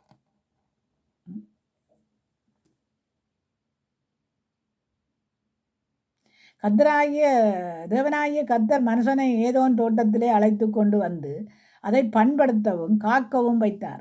அப்போ தான் உண்டாக்கின எல்லாத்தையும் இப்போ என்ன செய்கிறாராம்? தோட்டத்துக்குள்ள தோட்டத்தை பண்படுத்து. இன்றைக்கு நாங்கள் என்ன செய்கிறோம்? தோட்டத்தை பண்படுத்துகிறோமா இல்லை பயன்படுத்துகிறோமா? உங்களுக்கு ஏற்கனவே தோட்டத்தை பற்றி நான் சொல்லி இருக்கிறேன். தோட்டமானது சபை. பண்படுத்தி கொண்டிருக்கிறோமா அல்ல பயன்படுத்தி கொண்டிருக்கிறோமா? எதற்கு பயன்படுத்துகிறோம்? என்னத்துக்கு பயன்படுத்துகிறோம்? யாருக்காக பயன்படுத்துகிறோம்? தேவனாகிய கர்த்தர் மனுஷனை நோக்கி, நீ தோட்டத்தில் உள்ள சகல விருட்சத்தின் கனிகளையும் புசிக்கவே புசிக்கலாம். அப்போ எல்லா கனிகளையும் நீ புசி, நன்மை தீன்மை அறிந்து புசி. இன்றைக்கும் எங்களுக்கு ஆண்டவர் என்ன சொல்றாரு? நன்மை தீன்மை அறி. ஆனால் நன்மை தீன்மை அறிகிற காலகட்டங்களுக்குள்ள இல்லை. இந்த காலத்து பிள்ளைகளுக்கு நீங்கள் அது நான் திரும்பவும் உங்களுக்கு சொல்கிறேன்னு கோபிக்கக்கூடாது. பிள்ளைகளில் பிள்ளை சொல்லக்கூடாது. ஒரு தாயானவள் பிள்ளையை எப்படி வளர்க்கணும், நான் அந்த இதில் உங்களுக்கு காட்டுறேன்னு பாருங்கள். பேரப்பிள்ளைகளை வளர்த்த முறைகளை இந்த காலத்தில் பேரப்பிள்ளைகளுக்கே நீங்கள் பதில் சொல்ல மாட்டீங்க. ஏன் பெத்த பிள்ளைகளுக்கே சொல்ல முடியாமல் இருக்கும்போது பேரப்பிள்ளைகளுக்கு இருப்பாங்களா என்ன? அப்போ பிள்ளைகளை நாங்கள் என்ன செய்ய வேணுமா, சிறு வயதிலேயே நன்மை தீன்மை அறியத்தக்கதான வார்த்தைகளை கற்றுக் கொடுக்கணும். அதனால்தான் பழைய ஏற்பாட்டில் யாத்ராமில் ஆண்டவர் சொல்கிறார் என்னடா, உங்களுடைய பிள்ளைகளுக்கு எல்லாம் என் வார்த்தைகளை கற்றுக் கொடுத்து இதயத்திலே எழுதி வையுங்கள். பிள்ளைகளுக்கு அப்பாரு இந்த கல் குவியல் என்னத்துக்கண்டு கேட்டால் அதையெல்லாம் சொல்லுங்கள் என்று சொல்லியிருக்கிறார் இல்லையா ஆண்டவர். இன்றைக்கு பிள்ளைகளுக்கு சொல்லி கொடுக்குறோமா? ஜெபிக்க கற்றுக் கொடுக்குறோமா? வேதம் வாசித்து இதுதான் கருத்து, இதுதான் இந்த வேதத்துக்கு அர்த்தம் என்னன்னு சொல்லி கொடுக்குறோமா? இல்லையே. ஆனால் பிள்ளைகள்கிட்ட கேட்டு பாருங்கோ, என்ன சொல்லுங்களோட, எங்களை நீங்கள் நெவம் பண்ண வேண்டாம், நெவம் பண்ண வேணாம். எங்கள் அம்மா நெவம் பண்ண மாட்டா, எங்கள் அப்பா நெவம் பண்ண மாட்டார். நெவம் பண்ண வேண்டாம், நெவம் பண்ண தேவையில்லைப்பா. வேதத்தை படித்து வேதத்தின்படி நடங்களன். வேதத்தின்படி நடக்கிறதுக்கு கேட்டால் அவங்க சொல்ல, உங்களோட காலம் அந்த காலம். அந்த காலத்தில் இருந்த தாய் தகப்பன் மார்தான் தங்களுடைய பிள்ளைகளை மடியில் வைத்து வேதத்தை கற்றுக் கொடுத்தார்கள். அப்போ இந்த காலத்தில் இருக்கிற தாய்மார் என்ன செய்ய போகிறீங்க? பிள்ளைகளை என்ன நரக வாசலுக்குள்ளேயே விட போகிறீங்க? வேதம் தெரியாவிட்டால் என்ன செய்கிறது? ஆண்டவர் வரும்போது சொல்கிறார் இல்லையா, இந்த வேதம் தான் உங்களை நியாயம் தீர்க்குமண்டு.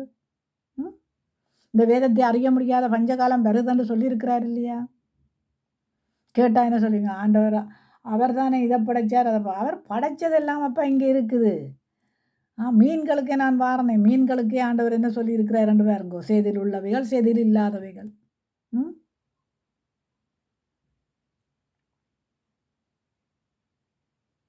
அப்போ ஆண்டவர் என்ன செய்கிறாருன்னு கேட்டால், நன்மை தீன்மை அறியத்தக்கதான கனிகளைத்தான் புசிக்க வேண்டும். அப்போ நீங்கள் தீன்மையான கனிகளை புசித்தீங்கள்னு சொன்னால் சாவீங்க. தீன்மையானதுகளை செய்து கொண்டே போவீங்கன்னா சாவீங்க. சாகுறண்டா என்ன? அதான் என்ன செத்தானா, இவள் என்ன செத்தாளா? பாவத்தின் சாவு. அது ஒரு சில மரணத்துக்குள்ளையும் கொண்டு போகிறது. இன்னும் இப்போ வர்றது சரியா?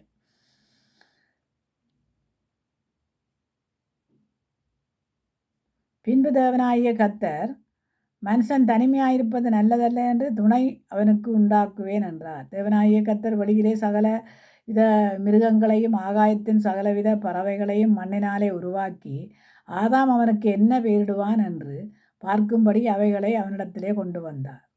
அந்தந்த ஐந்துக்கு ஆதாம் எந்தெந்த பேரிட்டானோ அதுவே அதற்கு பேராயிற்று. அப்போ ஆதாம் தான் பறவைகளுக்கு கூட பேர் வைக்கிறான். ஏன்னா எவ்வாளுக்கே அவன் தானே பேர் வச்சான். என்னுடைய எலும்பில இருந்து எடுக்கப்பட்டபடியா மனுஷி எனப்படுவாய்.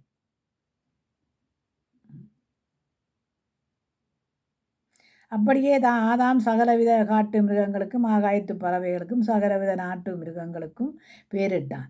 ஆதாமுக்கு ஏற்ற துணை இன்னும் பெறவில்லை. ஏற்ற துணை இன்னும் ஆண்டவர் ஆதாமுக்கு கொடுக்கல.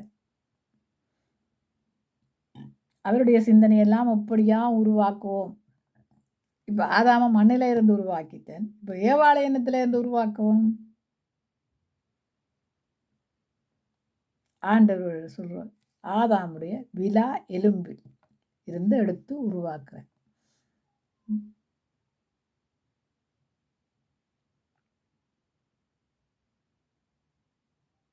அப்பொழுது தேவனாகிய கர்த்தர் ஆதாமுக்கு அயர்ந்த நித்திரையை வரப்பண்ணினார். அவன் நித்திரை அடைந்தான். அவன் விழாவில் எலும்புகளில் ஒன்றை எடுத்து அந்த இடத்தை சதையாலே அடைத்தார். பாருங்கோ, இப்போ நாங்கள் ஆப்ரேஷன் பண்ணினா சதையால் அடக்கிறதுக்கு தையல். அந்த காலத்திலே ஆண்டவர் பாருங்க எலும்பு எடுத்து போட்டு சதையாலே அடைச்சி விட்டுட்டார். அவர் பரம வைத்தியர் இல்லையா, அரும ரட்சகர் இல்லையா, புனிதர்க்கும் வைத்தியர் இல்லையா, எத்தியருக்கு வந்த வியாதிகள் உங்களுக்கு வராதுன்னு சொன்னவர் இல்லையா, அதை கூடாரத்தை அணுகாதுன்னு சொன்னவர் இல்லையா.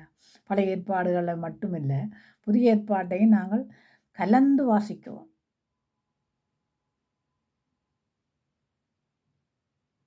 பழைய ஏற்பாடு எங்களுக்கு நிழலாக இருக்கிறது, புதிய ஏற்பாடு எங்களுக்கு நெஜத்திலும் நிஜமாக இருக்கிறது.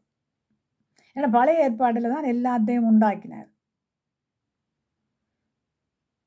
புதிய ஏற்பாடு எப்படி வருதுதான், வாழையடி வாழையாக வருது. ஒரு பெரிய வாழையை வச்சிங்கண்டா அது வளர்ந்து வளர்ந்து வளர்ந்து வளர்ந்து இன்னொரு 2-3 குட்டியை போடும். அது வளர்ந்து வளர்ந்து வளர்ந்து வளர்ந்து அங்கால இன்னொரு 2-3 குட்டியை போடும். அப்படித்தான் சந்ததி பெருகினதப்போ. மரங்கள் எப்படி பெருகிச்சுதோ அதே மாதிரி சந்ததி பெருகிச்சு. ஒரு மரத்தை வச்சிங்கன்னா அந்த மரம் குட்டி போடும் வரைக்கும் பார்ப்பீங்க. அப்படித்தான் குடும்பம்.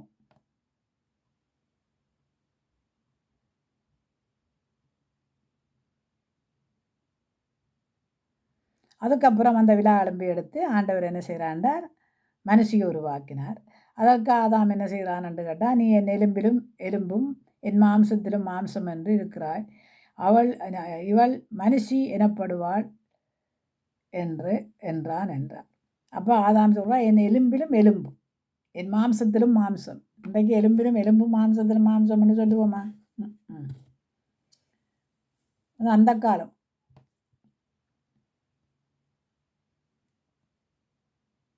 நாங்கள் மாற்றி படிக்கலாம். அந்த காலம் பூமியிலே இயேசுவுக்காய் சுவிசேஷத்துக்காய், இந்த காலம் பூமியிலே உலகத்துக்காய் என்று தான் படிக்கும்.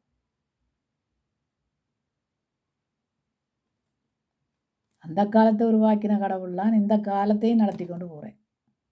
அது நிழலாக இருக்கிறது, இது நிஜமாக இருக்கிறது.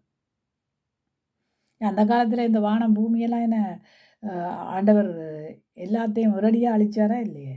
அந்தந்த தேசம், பாவம் நிறைந்த தேசங்கள் அழிக்கப்பட்டு போய் கொண்டிருக்கு. அதனால ஆண்டவர் சொன்னார், நான் வரும்போது விசுவாசத்தை காண்பேனோ, நீதிமானை காண்பேனோ, அன்பை காண்பேனோ, சமாதானத்தை காண்பேனோ. பின்மாரியே காண்றாரோ தெரியல ஆண்டவர், பின்மாரி அருள்மாரியே காண்றாரோ தெரியும். அவ்வளவுக்கு சபையிலையும் அப்படித்தான் போகுது, குடும்பங்களுக்குள்ளேயும் அப்படித்தான் போகுது. அதனால் நாங்கள் பார்ப்போம் என்னென்று கேட்டால், இது இங்கால பார்க்குறோம், சர்ப்பங்களை உண்டாக சர்ப்பம் ஆண்டவர் உருவாக்கின கலங்குகளுக்கெல்லாம் அந்த காலத்தில் சர்ப்பத்துக்கு கால் இருந்ததா, நடக்குமா. ஆனால் ஆண்டவர் சபிச்சார் பாருங்க, அதோடு தான் அது வயிற்று அளவு உருவாக்கிட்டார். அது கேள்விப்படுவோம். ஆனால் இருந்திருக்கு என்று கேட்டால் ஆண்டவர் சபிச்ச உடனே அது. அப்போ இங்கே நாங்கள் பார்க்குறோம், ஆண்டவர் கொடுத்த எல்லாம் தோட்டம் கிட்டம் எல்லாத்தையும் ஆண்டவர் உருவாக்கினார், ஒன்றையும் ஆண்டவர் உருவாக்காமல் இருக்கிறீங்களா நாங்கள் பார்க்குறோம். அதில் பாருங்க,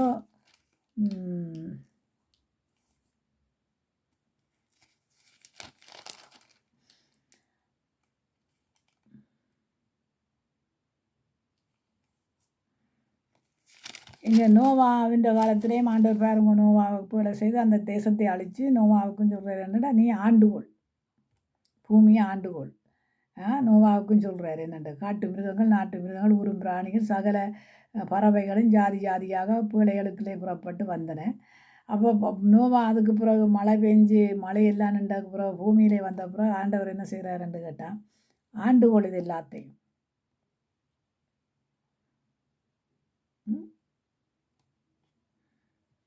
அதுக்குள்ள என்னென்ன மீன்களை குறிச்செல்லாம் சொல்கிறார் பாருங்க, செய்தியில் உள்ளது செய்தியில் இல்லாதது, என்னென்னத்தையெல்லாம் சாப்பிட வேணும், கொள்ள வேணும், கொடுக்க வேணுமெண்டு ஆண்டவர் சொல்கிறார் இல்லையா. நாங்கள் அப்போ ஆண்டவர் படைச்சதெல்லாம் இதுதான், கடல் மனுஷன் படைத்ததெல்லாம் இப்போ நீங்கள் ஒரு உதாரணத்துக்கு கேட்டால், இந்த பென்சிலை எடுத்தால் இது பென்சில் கத்தர் படைத்ததில்லை, இது மனுஷன் உருவாக்கினது. அப்போ இந்த கிளாஸை எடுத்தால் கிளாஸ் உருவாக்கினது வேண்டாம், இந்த வயரை நாங்கள் எடுப்போமா இருந்தால், இந்த வயரெல்லாம் ஒரு மனுஷனால் உருவாக்கப்பட்டது, அது உண்டாக்கப்பட்டது, இது உருவாக்கப்பட்டது. குயவன் கையில் களிமண்ணை ஆண்டவர் கொடுத்தாரு. ஆனால் குயவன் அதை உருவாக்கினானா? ஆண்டவர் உருவாக்கினார? குயவன் தான் அதை களிமண்ணை எடுத்து சட்டி பானைகளை விளைஞ்சார். ஆனால் எங்களை ஆண்டவர் களிமண்ணான எங்களை அவர் எப்படி இதாக பார்த்தாராம்? அவர் தான் வணைஞ்சார் நல்ல பாத்திரமா. இப்போ குயவன் வணைகிற பாத்திரத்துக்கும் ஆண்டவர் வணைகிற பாத்திரத்துக்கும் வித்தியாசம் உண்டு. குயவன் வணைகிற பாத்திரம் அது அடிக்கடி உடைஞ்சு போகும். அது மண்ணினால் செய்கிற பாத்திரம். அதாவது களிமண். பாருங்கள், அந்த பாத்திரங்கள் அவனுக்கு ஞானத்தை கொடுத்து அதை செய்திருக்கிறான். ஆனால் ஆண்டவர் எங்களை களிமண்ணிலேருந்து உருவாக்கினார் பாருங்க. அதை எப்படி உருவாக்கினாருண்டா, மரண பரியந்தமும் எங்களை உருவாக்கி அதை என்ன செய்யறேன்டா ஸ்ட்ராங்காக வச்சிருக்கிறாரு. ஸ்ட்ராங்காக வச்சு தான் நடத்துகிறேன். அதுக்குள்ள இருக்கிற எல்லா இதுகளையும் அந்த மண்ணுக்கு இருக்கிற சல்லடை போட்டு சலித்து எடுக்கிறாரு. சல்லடை போட்டு சலித்து எடுத்து அந்த மண்ணில் எங்களை உருவாக்குறார் பாருங்க. சல்லடை போட்டு அதை உருவாக்குறார் எங்களை பாருங்க. உருவாக்கப்பட்ட நாங்கள் திரும்பவும் என்ன செய்கிறோம்? சல்லடைகளாக மாறுறோம். திரும்பவும் அந்த சல்லடைக்குள்ள தான் போக நினைக்கிறோம். ஏன்னு கேட்டால் திரும்பவும் தூசியும். அப்போ நாங்கள் ஆண்டவருடைய பிள்ளைகள் உருவாக்கப்பட்டது வேற, எங்களை உண்டாக்கினவர் ஆண்டு. அதனால படிக்கிறோமே, என்னை உண்டாக்கின என் தேவாதி தேவன், அவர் தூங்குவதும் இல்லை உறங்குவதும் இல்லை, பாவமான மனிதரால் பாவரூபமானாரே, பாவிகளை மீட்கவே பலியாக ஆனாரே. பாருங்க, பாவமான மனுஷனுக்காக தானே பாவ பலியானார். அப்போ நாங்கள் பார்க்குறோம் என்னென்று கேட்டால், அப்போ ஜலத்தின் மேலே அசைவாடி கொண்டிருந்த ஆவியானவர் யாராம்? கிருபை. கிருபை பெற்றவடைய வாழ்க. நான் கிருபையை பற்றி உங்களுக்கு புறக்கெடுக்கிறேன். அப்போ அந்த கிருபையினால் எங்களை நடத்தி கொண்டு வரார் ஆண்டவர். ஒவ்வொரு நாளும் பணைகிறார் பாருங்கள். இதை செய், இதை செய்யாது, இதை செய், இதை செய்யாது, இதை செய், இதை செய்யாது. அப்படித்தான் தேசத்தையும் உருவாக்கினார். இன்றைக்கு நாங்கள் என்ன சொல்கிறோம்னு கேட்டால், ஏன் ஆண்டவர் அதை ஆண்டவர் தானே அது படைத்தார். படைத்தவருங்களை ஆண்டு கொள்ளத்தானே படைத்தார். ஆண்டவர் படைத்ததை ஆண்டு கொண்டதெல்லாம் இங்கே கிடக்குது. 7 நாளுக்கையும் உருவாக்கினார். அதுக்கப்புறம் அதான் சொல்ல, உலகத்தில் உள்ளவைகளிலும் இச்சியாதிருங்க.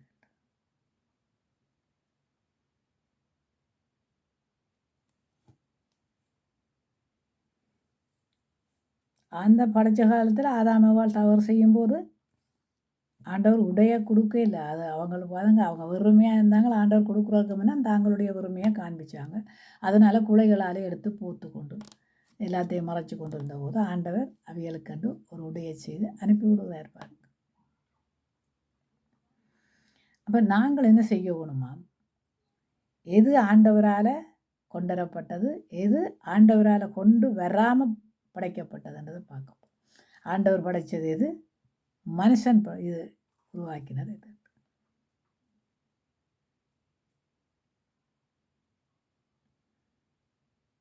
ஆண்டவர் எங்களுக்கு அதை இது வேண்ட இல்லையோ இது வேண்டணும். இப்போ நான் ஒரு உதாரணத்துக்கு கேட்டால் என்னென்னு கேட்டால், விஞ்ஞானிகள் அறிவாளிகள் இருக்கிறாங்க. அவங்களுக்கு அறிவையும் ஞானத்தையும் கொடுக்காமல் அந்த இதுக்குள்ளே போக முடியாது. அதே மாதிரி தான் அதை தான் சொல்கிற ஆண்டவர், பேதைகளை ஞானியாக்கி ஞானிகளை பேதையாக்குறது.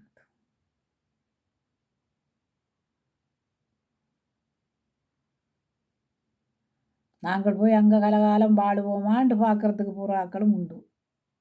போய் பார்த்துட்டு திரும்பி வர்றவனும் உண்டு. நான் தப்பினா போதும்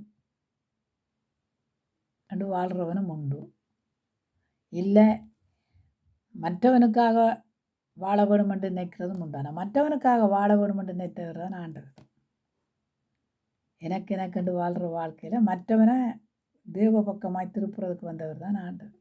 பிதாவின் பக்கம் திருப்புறதுக்கு தன்னுடைய குமாரனை அனுப்பினார். இங்கே நாங்கள் பார்க்குறோம், பிதாவானவர் வளத்தையும் உண்டாக்கிட்டு அங்கால நாங்கள் பார்க்கும்போது அதில் நாங்கள் பார்க்குறோம், பூமி எங்கும் ஒரே பாசையிலே ஒரே விதமான பேச்சும் இருந்தது. ஒரே பாசை, ஒரே விதமான பேச்சு. ஜனங்கள் கிழக்கே இருந்து பிரயாணம் பண்ணுகையில் சினேயார் தேசத்திலே சமபூமியை கண்டு அங்கே குடியிருந்தார்கள். அப்பொழுது அவர்கள் தாம் செங்கல் அறுத்து அதை நன்றாய் சுடுவோம் வாருங்கள் என்று ஒருவரோடு ஒருவர் பேசிக்கொண்டார்கள். கல்லுக்கு பதிலாக செங்கல்லும், செங்கல்லுக்கு பதிலாக நிலக்கரியும். அப்போ நிலக்கரி எல்லாம் ஆண்டவர் உண்டாக்கினார் பாருங்க. நிலக்கரி அது என்னதான் ஆண்டவர் உண்டாக்கலை. எதையெல்லாம் ஆண்டவர் உண்டாக்கினாரோ அதையெல்லாம் உண்டானதெல்லாம் அவராலே அல்லாமல் உண்டாகவில்லை. மனுஷனால் உண்டாக்கப்பட்டதும் இருக்கு. ஒரு கொப்பியை எடுத்து பாருங்க, ஒரு கண்ணாடியை எடுத்து பாருங்க, அதெல்லாம் மனுஷனால் அவனுடைய தேவன் கொடுத்த ஞானத்தால் உண்டாக்கப்பட்டது. ஆண்டவர் உண்டாக்கப்பட்டது இதுதான்.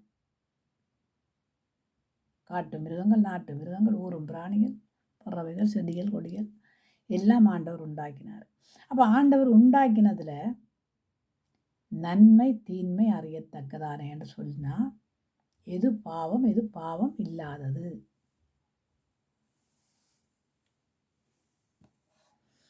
இப்போ உங்கள்கிட்ட கொண்டு வந்து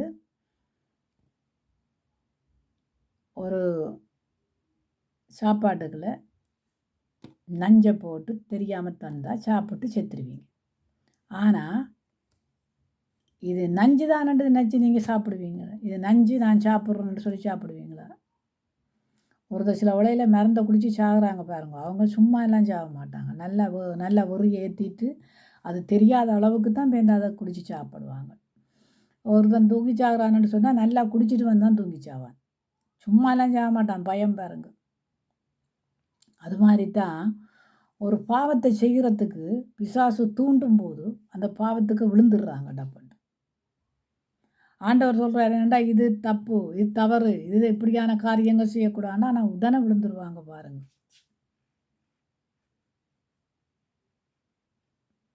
அப்போ கர்த்தருக்கு கீழ்ப்படிவில்லாத காரியங்கள் எல்லாம்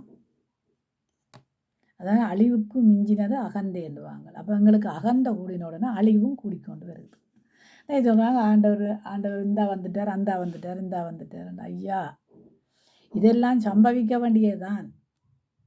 ஆண்டவரே சொல்லியிருக்கிறாரே, இதெல்லாம் சம்பவிக்க வேண்டியதான். முடிவு உடனே வராது. ஏண்டா வர வேண்டிய நாட்கள் இருக்குது. முடிவு உடனே வராதே. ஏன்னா நாங்கள் என்ன ஆண்டவராக என்ன சொல்கிறதுக்கு?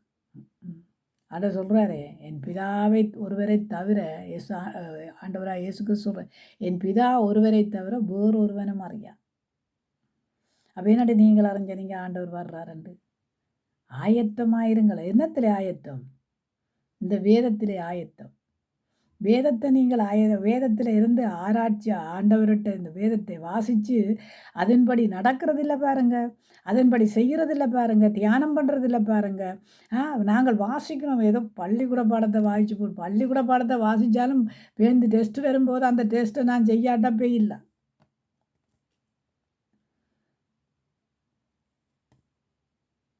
இங்கே நாங்கள் இருதயத்தில் எழுதி வைக்கணுமாம் வசனங்களை. ஏண்டா இந்த இருதயத்தை தான் நமக்கு ஆண்டவர் காண்பிச்சிருக்கிறார். ஆனால் இருதயத்தில் என்னெல்லாம் இருக்குது பாருங்க. ஓ சொல்ல தேவையில்லை. இருதயத்தில் இருக்கிறதெல்லாம் என்ன? திருக்கும் தில்லு முள்ளும், மிஞ்சினது ஒன்றும் இல்லை. வசனங்கள் இதுகளுக்குள்ள போகிறதில்லை. ஆண்டவர் அதை படைக்கலையோ இதை படைக்கலையோ இதை படைக்கலையோ இதை படைக்கலையோ. இதே ஆண்டவர் படைச்சாரா? இந்த சுடுதண்ணி போத்தலை படைச்சாரா? இல்லையே. இது ஒரு மனுஷனுக்கு கொடுத்த ஞானத்தாலே அவன் வளைஞ்சிருக்கிறான் பாரு.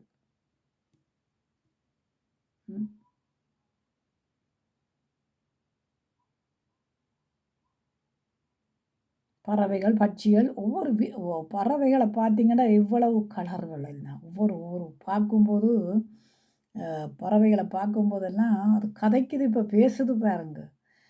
கிளி முந்தினாங்க, நாங்கள் கிளி தான் பேசுவோம். இப்போ வந்து பறவைகள் கூட பாருங்கள். ஒரு காகம் வந்து அதில் நிற்கிது. அந்த அம்மா சொல்கிறா, சாப்பாடு போட்டிருக்கிறோம் போய் சாப்பிடுன்றது.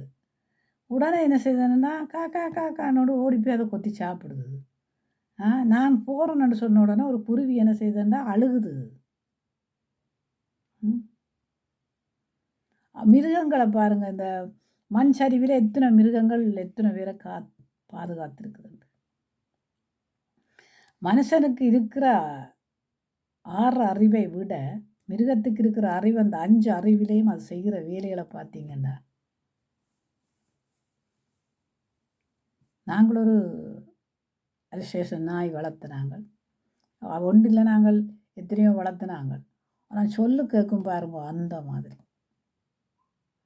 ஒரு மீன் துண்டை அதில் வச்சு போட்டு தொடக்கூடாதுன்னு சொல்லி போட்டு நாங்கள் அங்கே போயிட்டு இங்கே வந்தாலும் அந்த மீன் துண்டு அதுலேயே கிடக்கும். ஒரு சாப்பாட்டை வச்சுட்டே இப்பயும் பூனைகளை பாருங்க, பூனைகள் எல்லாம் பாருங்க, எங்களை விட்டு தொடக்கூடாதுன்னா தொடாது. ஆனால் மனுஷனுக்கு நீங்கள் சொல்லி பாருங்க, ஏன் நான் தொட்டா என்ன, நான் இதண்டா என்ன, நான் யார் தெரியுமா என்றெல்லாம் கேள்விய. அப்போ வேதம் என்ன சொல்லுது?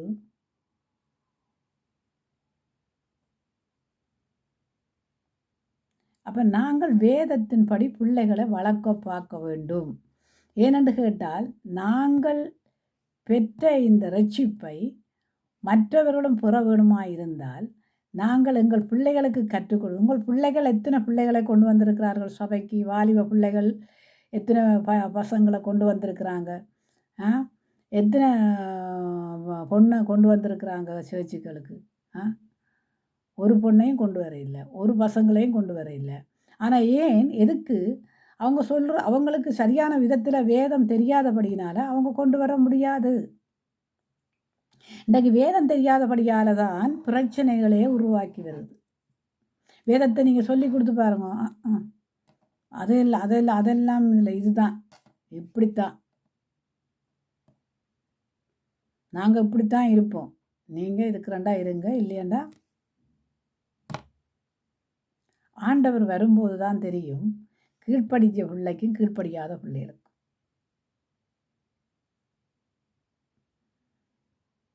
அப்போ காலங்களையும் நேரங்களையும் படைத்த ஆண்டவர் என்ன சொல்கிறாருன்னு கேட்டால், காலங்களையும் நேரங்களையும் கர்த்தருக்கென்று பிரயோஜனப்படுத்துங்க, கர்த்தருக்கென்று பிரயோஜனப்படுத்துங்க. காலங்களையும் நேரங்களையும் உண்டாக்கினவர் யாரு? படைச்சவர் யாரு? ஆண்டவர் தானே. காலங்களையும் நேரங்களையும் படைச்சவர் யாரு? யோசுவாவின் கடிகாரத்தை நிற்க வச்சது யாரு? ஆண்டவர். கடிகாரப்பாக நின்றதுக்கு காரணம் என்ன? ஆண்டவர். எலியாவை சுழற்காற்றில் எடுத்தது யாரு? ஆண்டவர். சும்மா போவானா எலியா? சும்மா எல்லாம் பாண்டு கூப்பிடுறதுக்கு என்ன எலியா என்ன? அவன் ஒரு எலியாவை போல யார் தீர்க்கதரிசியா? அதுக்குள்ள பாருங்க, எலியாவினுடைய ஆவி, ஆண்டவருடைய ஆவி தனக்குள்ள வர வேணும்னு வாஞ்சியா இருந்த எலிசாவு. இன்றைக்கி அப்படியான வாஞ்சியலோடு இருக்கிறோம். அடுத்தவனத்தில் இருக்கிற பரிசுத்த ஆவியானவர் எனக்குள்ள வர வேணும்.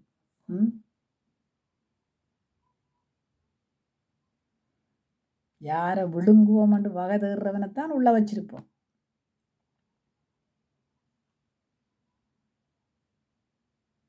அப்போ நாங்கள் என்ன செய்கிறோமாம்? தேவன் படைச்சதுகளில் நன்மை தின்மை அறியத்தக்கதான மனுஷர்களாய் வாழ வேண்டும். இப்போ 2வது ஆதமாக வந்த பிறகும் ஆண்டவர் என்ன சொல்கிறாரு? நல்ல கனி கூடாத மரமெல்லாம் வெட்டுண்டு அக்கினியில் போடப்பட மாட்டோம். அப்போ இந்த நல்ல மரத்தை உண்டாக்கினவர் யாரு? ஆண்டவர் தானே. அப்போ இங்கே உருவாக்கின அந்த மரம் தான் அங்கேயும் இருக்குது. அதே மாதிரி நல்ல கனி கொடாத மரம் எது? நஞ்சு, கெட்ட கனி. நல்ல கனி கூடாத மரமும் இருக்குது, கெட்ட கனி கொடுக்குற நல்ல கனி கொடுக்குற மரம் இருக்குது, கெட்ட கனிகள் தான். அதனதன் மரத்தினாலே அதன் கனிகளை அறிந்து கொள்ளலாம் என்று சொல்லப்பட்டிருக்கு. அப்போ நல்ல மரத்தில் நல்ல கனி தான் இருக்கும். அப்போ கெட்ட மரத்தில் கெட்ட கனி தான் இருக்குது. முண்டைக்கு பார்த்தா நல்ல மரமும் கெட்ட கனியை கொடுக்குது. ஏன்? மருந்தடிக்கிறாங்க பாருங்க. அப்படித்தான் பிள்ளைகளுக்கு அடிக்கிறாங்க. அம்மா மருந்து அடிக்கிறாங்க, உலகத்து மருந்துகளை அடித்து விட்றாங்க, சீர்கட்ட குடும்பமாக போகுது. இங்கே மரத்துக்கு அடிக்கிறாங்க பாருங்க மருந்து, மரக்கறிகளுக்கு அடிக்கிறாங்க, பழங்களுக்கு அடிக்கிறாங்க. அதெல்லாம் ஊதி கீதி அப்படியே 2 நாளுக்குள்ள அழுகி நாசமாக போகுது. அதே மாதிரி தான் பிள்ளைகளுக்கு அம்மா மேலே அடிக்கிற மருந்து இருக்குது பாருங்க, அது பிள்ளைகளை நாசமாக்கி போடும்.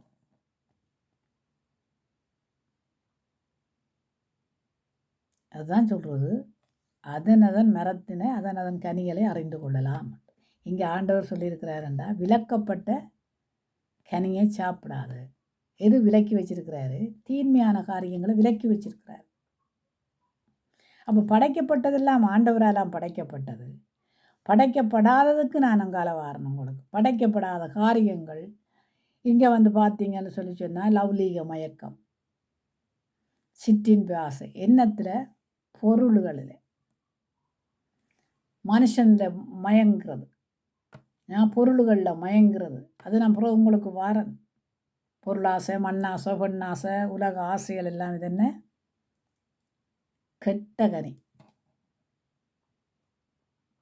அது நான் உங்களுக்கு பிறகு வாரன். இப்போ நான் இந்த இதுக்குள்ளே வந்ததுக்கு காரணம் என்னென்னு கேட்டால், சில பேர் நீங்கள் நினைக்கிறீங்க எல்லாம் ஆண்டவர் படைச்சது தானே, எல்லாம் ஆண்டவர் படைச்சது. ஆண்டவர் படைச்சதை இந்த இடத்துல உங்களுக்கு இப்படியே சொல்லியிருக்கிறேன்னு பாருங்க. ஏன் மீன்களுக்கே ஆண்டவர் சொல்லியிருக்கிறாரு, செதில் உள்ளது சாப்பிடாத, அந்த செதில் இல்லாதது, இந்த வளவளப்பானது சாப்பிடாத. நான் அது மீன்களுக்குள்ள வாரன். பிறகு ஆண்டவர் படைச்ச இதில் மீன்கள்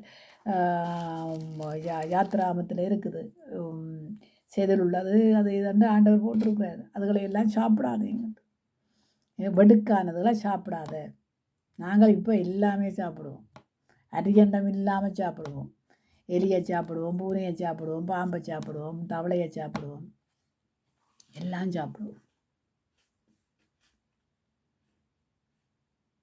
அருவெருப்பான காரியங்களே நாங்கள் ஊரில் இருக்கும்போது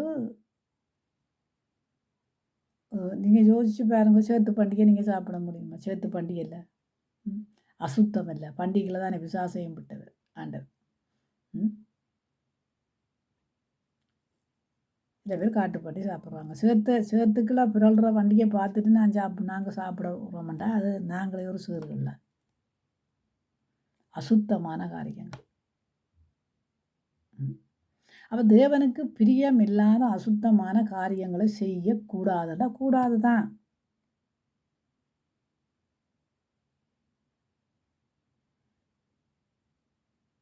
அப்போ என்னதுக்கு இவ்வளத்தையும் எல்லாத்தையும் ஆண்டவர் படைச்சிட்டு ஒரு மனுஷனை உருவாக்கினது தன்னுடைய சாயலா என்று சொல்லும்போது, அப்போ அந்த சாயலில் உருவாக்கின மனுஷன் எலும்பில் எடுத்து உருவாக்கினது தான் மனுஷி.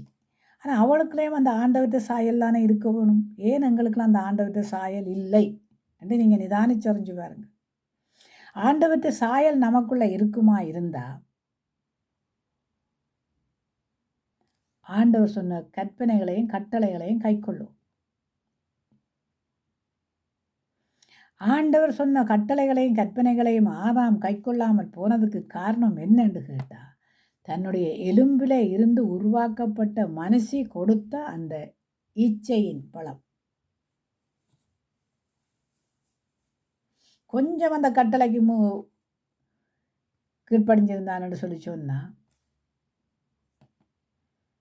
ரெண்டாவது ஆதாமாக ஆண்டவராக இயேசு கிறிஸ்து வெளிப்பட வேண்டிய அவசியமே கிடையாது. ஏன் வெளிப்பட என் பிதாவானவர் அனுப்பினார்? இதுகள் வணங்கா களத்துள்ள ஜனங்கள். அதுக்கப்புறமா பார்க்குறோமே, அப்படியே பார்த்து கொண்டு போனோம்னா, ஆண்டவர் பிதாவாகிய தேவனும் தன்னால் முடிஞ்ச அளவுக்கு இந்த பழைய ஏற்பாட்டை ஆண்டவர் ஆணித்தனமாக கொண்டு போனார் பாருங்க. முடியலை. ஆடு வரி கொடுத்து, கோழி வரி கொடுத்து, பாவத்துக்கு அது கொடுத்து, இது கொடுத்து எல்லாம் செய்து பார்த்தார். ஏங்க இப்பையும் தான் சொல்கிறேன், இப்பையும் தான் நான் பேசுகிறேன். யார் தான் இதை நாம் அப்படி கை கொண்டு வரோம்?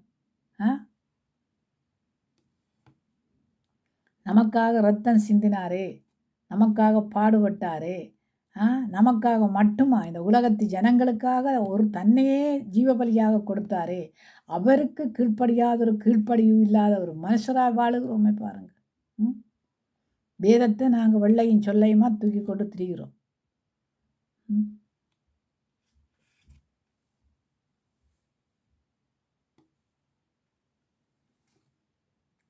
உடனே சொல்லுவோம், என்னோட மகளே உன் துக்க நாட்கள் என்றோடு முடிந்தது. யார் சொன்னது? அது வேதம் சொல்லுது.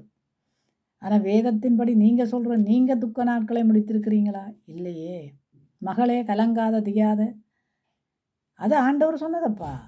அதை நீ உனக்கென்று எடுத்துக்கொண்டு நீ எல்லாம் வாழ வேணும். உனக்கு வாழ தெரியல, அடுத்தவனுக்கு போய் நான் சொல்கிறேனே. நாம வாழ்ந்து காட்டோம். அதனால தான் அவரிடத்துல மனசு படிக்கிறேன். உடலை கொடு, உள்ளத்தை கொடு, உற்சாகமாக உண்ணக்கொடு, ஒப்புக்கொடு, சந்தோஷமா. அதில் தான் தேவன் பிரியமாயிருக்கிறார். அதில் தான் தேவன் மகிமைப்படுகிறார். உடல்லையும் உள்ளத்திலையும் என்ன இருக்குமாம்? தேவனுடைய வசனம். சும்மா கொடுக்கிறோமா உடலையும் உள்ளத்தையும்? அந்த வசனம் நமக்குள்ள கிரிய செய்யும் போது உடலையும் கொடுப்போம், உள்ளத்தையும் கொடுப்போம் கர்த்தருக்கு. 1 மணி நேரம் நீ கொடுத்து பாரு, பரலோகத்தில் உன்னை கொண்டு போய் உயர்த்துவார். இந்த பூமியில் நான் ஆசீர்வாதமாக இருக்கணும், பூமியில் நான் புகழாக இருக்கணும், பூமியில் நான் பெருமைப்படணும். இனி வருங்காலம் இல்லாது பாருங்க. மண் சரிவினால் 3000க்கும் மேற்பட்ட ஜனங்கள் வெள்ளம் அடித்து கொண்டு போன இந்த வரைக்கும் இல்லை. ஆனால் அந்த சிவத்துக்குள்ள புதஞ்சு போய் கிடந்தது 4000 பேரோ 4000 ஏதோ கணக்கு பேர் அதுக்குள்ளே புதஞ்சு கிடந்த 400 பேரோ ஏதோ ஒன்று சொல்லி சொல்கிறாங்க. ஆனால் எல்லாம் கை இல்லாமலும் கால் இல்லாமலும் பிள்ளைகளை எடுக்கிறாங்க. இவ்வளவு பரிதவிக்கப்பட்ட நிலைமை. அந்த தேசத்துக்காக ஜோம் பண்ணுறீங்களா? அந்த தேசத்துக்காக கண் கலங்குகிறீங்களா? பார்க்கும்போது வேதனையாக கிடக்கு. பச்சிலம் பாடல்கள்.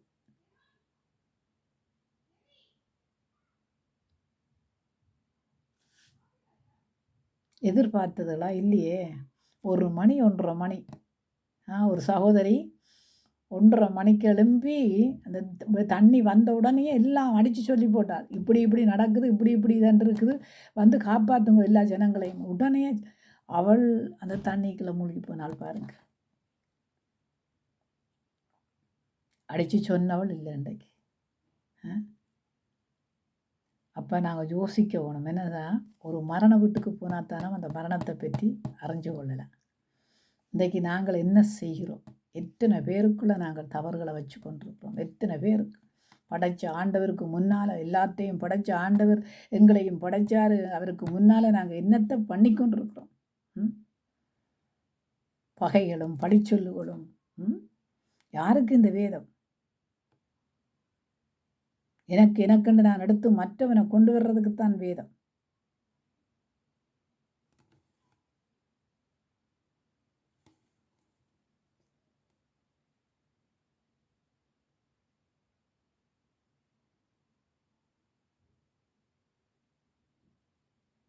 இன்றைக்கு நாங்கள் பார்க்கிறோமே, ஒவ்வொரு பழைய ஏற்பாட்டின் காலத்தில் இருந்த விசுவாசிகள் எத்தனை பேர்? ஆபிரகாம், ஈசாக், யாக்கோப்பு, அவங்களுடைய சந்ததிகள், தாய் தகப்பன்மார் பிள்ளைகளை ஆசீர்வாதித்தால் தான் அந்த ஆசீர்வாதம். யாக்கோபு தான் மரணிக்கிறதுக்கு முன்னம் பிள்ளைகளை எல்லாம் கூப்பிட்டு வச்சு ஆசீர்வதிக்கிறான். அந்த பேர பிள்ளைகளை கூட ஆசீர்வதிக்கிறான். இன்றைக்கு அப்படி யாரப்பா செய்கிறோம்? ஏன்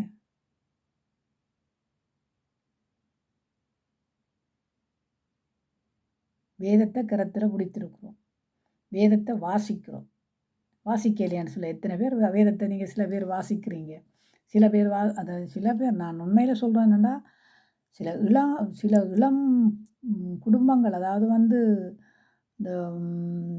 20 வயசு 19 வயசு பிள்ளைகளை வச்சுருக்கிற தாய் தகப்பன்மார் உண்மையில் வேதத்தை கையில் வாசிக்கிறது மட்டுமில்லை, தியானிக்கிறாங்கப்பா. நான் என் கண்ணால் பார்க்குறது மட்டும் இல்லைங்க. நான் புதன்கிழமையில் வேதம் தியானித்து ஜெபிக்கிறோம். வேதத்தின் அர்த்தங்கள் என்னென்று படிக்கிறோம். ஆனால்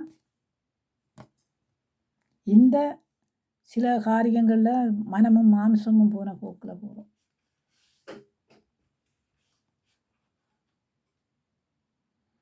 என்ன மனமும் மாசம்? அவள் இருக்கிற மாதிரி நான் இருக்கணும், இவ இருக்கிற மாதிரி நான் இருக்கணும், அவள் நடக்கிற மாதிரி நான் நடக்கணும், அவள் போடுறது நான் போடணும், இவ போடுறது நான் போடணும், அவள் சம்பாதிக்கிற பணத்தை நான் சம்பாதிக்க வேணும், அவள் 4 வேலை செய்தால் நான் 5 வேலை செய்யணும். இப்படியான உலக காரியங்கள், உலக சிந்தனை நான் சொல்கிறேனே, இருளையும் வெளிச்சத்தையும் வெவ்வேறாய் படைத்த தேவன். ஆனால் தன்னுடைய வெளிச்சத்தை தன்னுடைய பிள்ளைகளுக்கு கொடுத்த தேவன். அந்த வெளிச்சத்திலே நாங்கள் நடக்கிறோம் என்று சொல்லியும் இருளிலே நடப்போமானால் பரதவிக்க போக வேண்டியது நீங்கள்லாம். பரிதாபமான நிலை அடைவீங்க. பிள்ளைகளுக்கு கற்றுக் கொடுங்க. பிள்ளைகளுக்கு வேதமே தெரியாது. டிசம்பர் வரும். டிசம்பர் மாதம், ஜனவரி மாதம் பிள்ளைகளை கூப்பிட்டு வச்சு வசனத்தை சொல்லி கொடுப்போம். அத்தோடு சரி, அடுத்த டிசம்பர் தான். அடுத்த ஜனவரி, அடுத்த டிசம்பர்.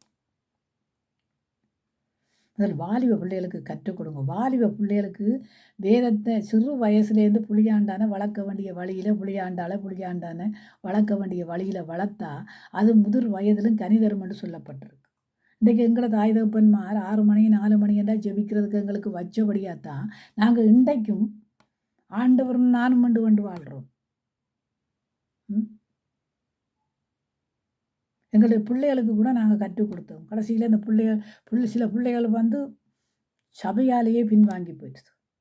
ஏன்னு கேட்டால், கெட்ட குமாரன் திரும்பி வரும்போது கெட்ட குமாரனுக்கு தேவனுடைய வார்த்தைகளை சொல்லிக் கொடுக்கணும். நீங்கள் என்ன நாங்கள் என்ன?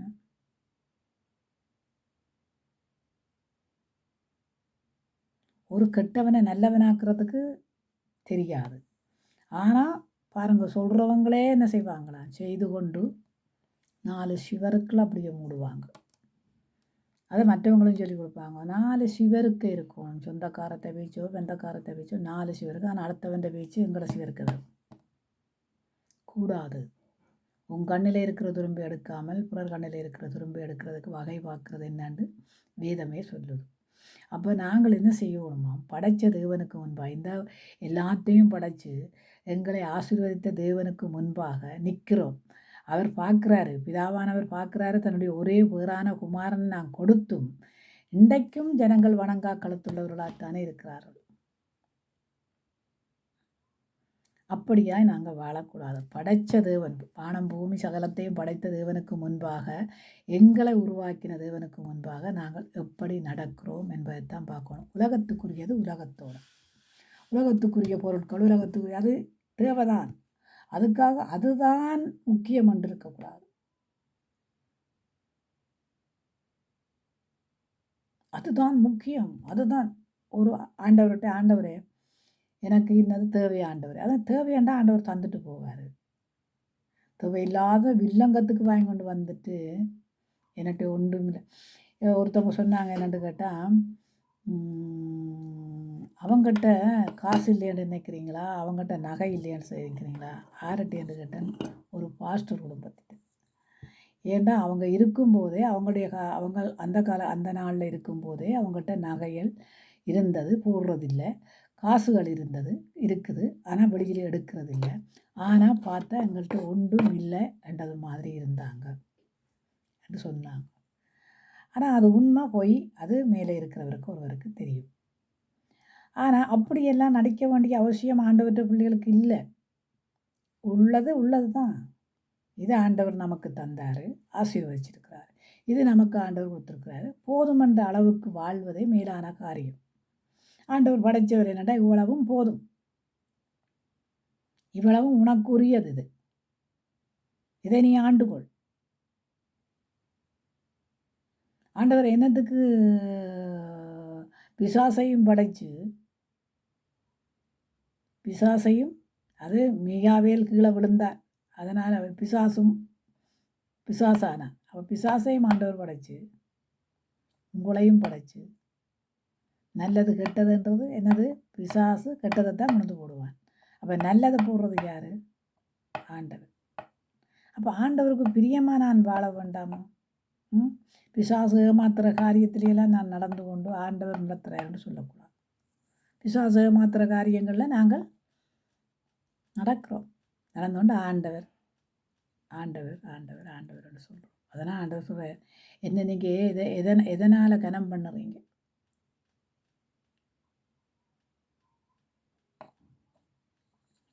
தயவு செய்து கர்த்தருக்கு பிரியமாய் வாழ நினைங்க. உண்டாக்கினதெல்லாம் கர்த்தர் தான் உண்டாக்கினது.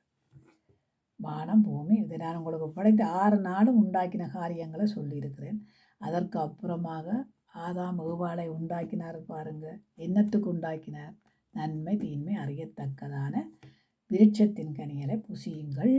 ஏனென்று கேட்டால் இவ்வளத்தையும் படைச்சதுக்கு பிறகு ஒரு மனுஷன் கட்டாயம் தேவை.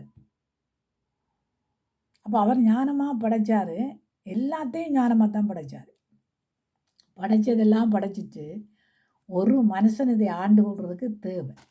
அப்போ ஆண்டு கொள்றதுக்கு ஆதாம படைச்சார். படைச்சதுக்கு பிறகு யோசிக்கிறார், ஆண்டவர்கிட்ட யோசனை எங்களுக்குள்ள வருமோ? ஆண்டவர் யோசிக்கிறார் பாருங்க, எல்லாம் படைச்சிட்டேன், ஒரு மனுஷனையும் படைச்சிட்டேன், ஆனால் அவனுக்கு ஏற்ற ஒரு துணை வேணும் இல்லையா? ஒரு கை படைச்சா போதாது இல்லையா? இன்னொரு கையை படைச்சா தான் தாளம் போடலாம்.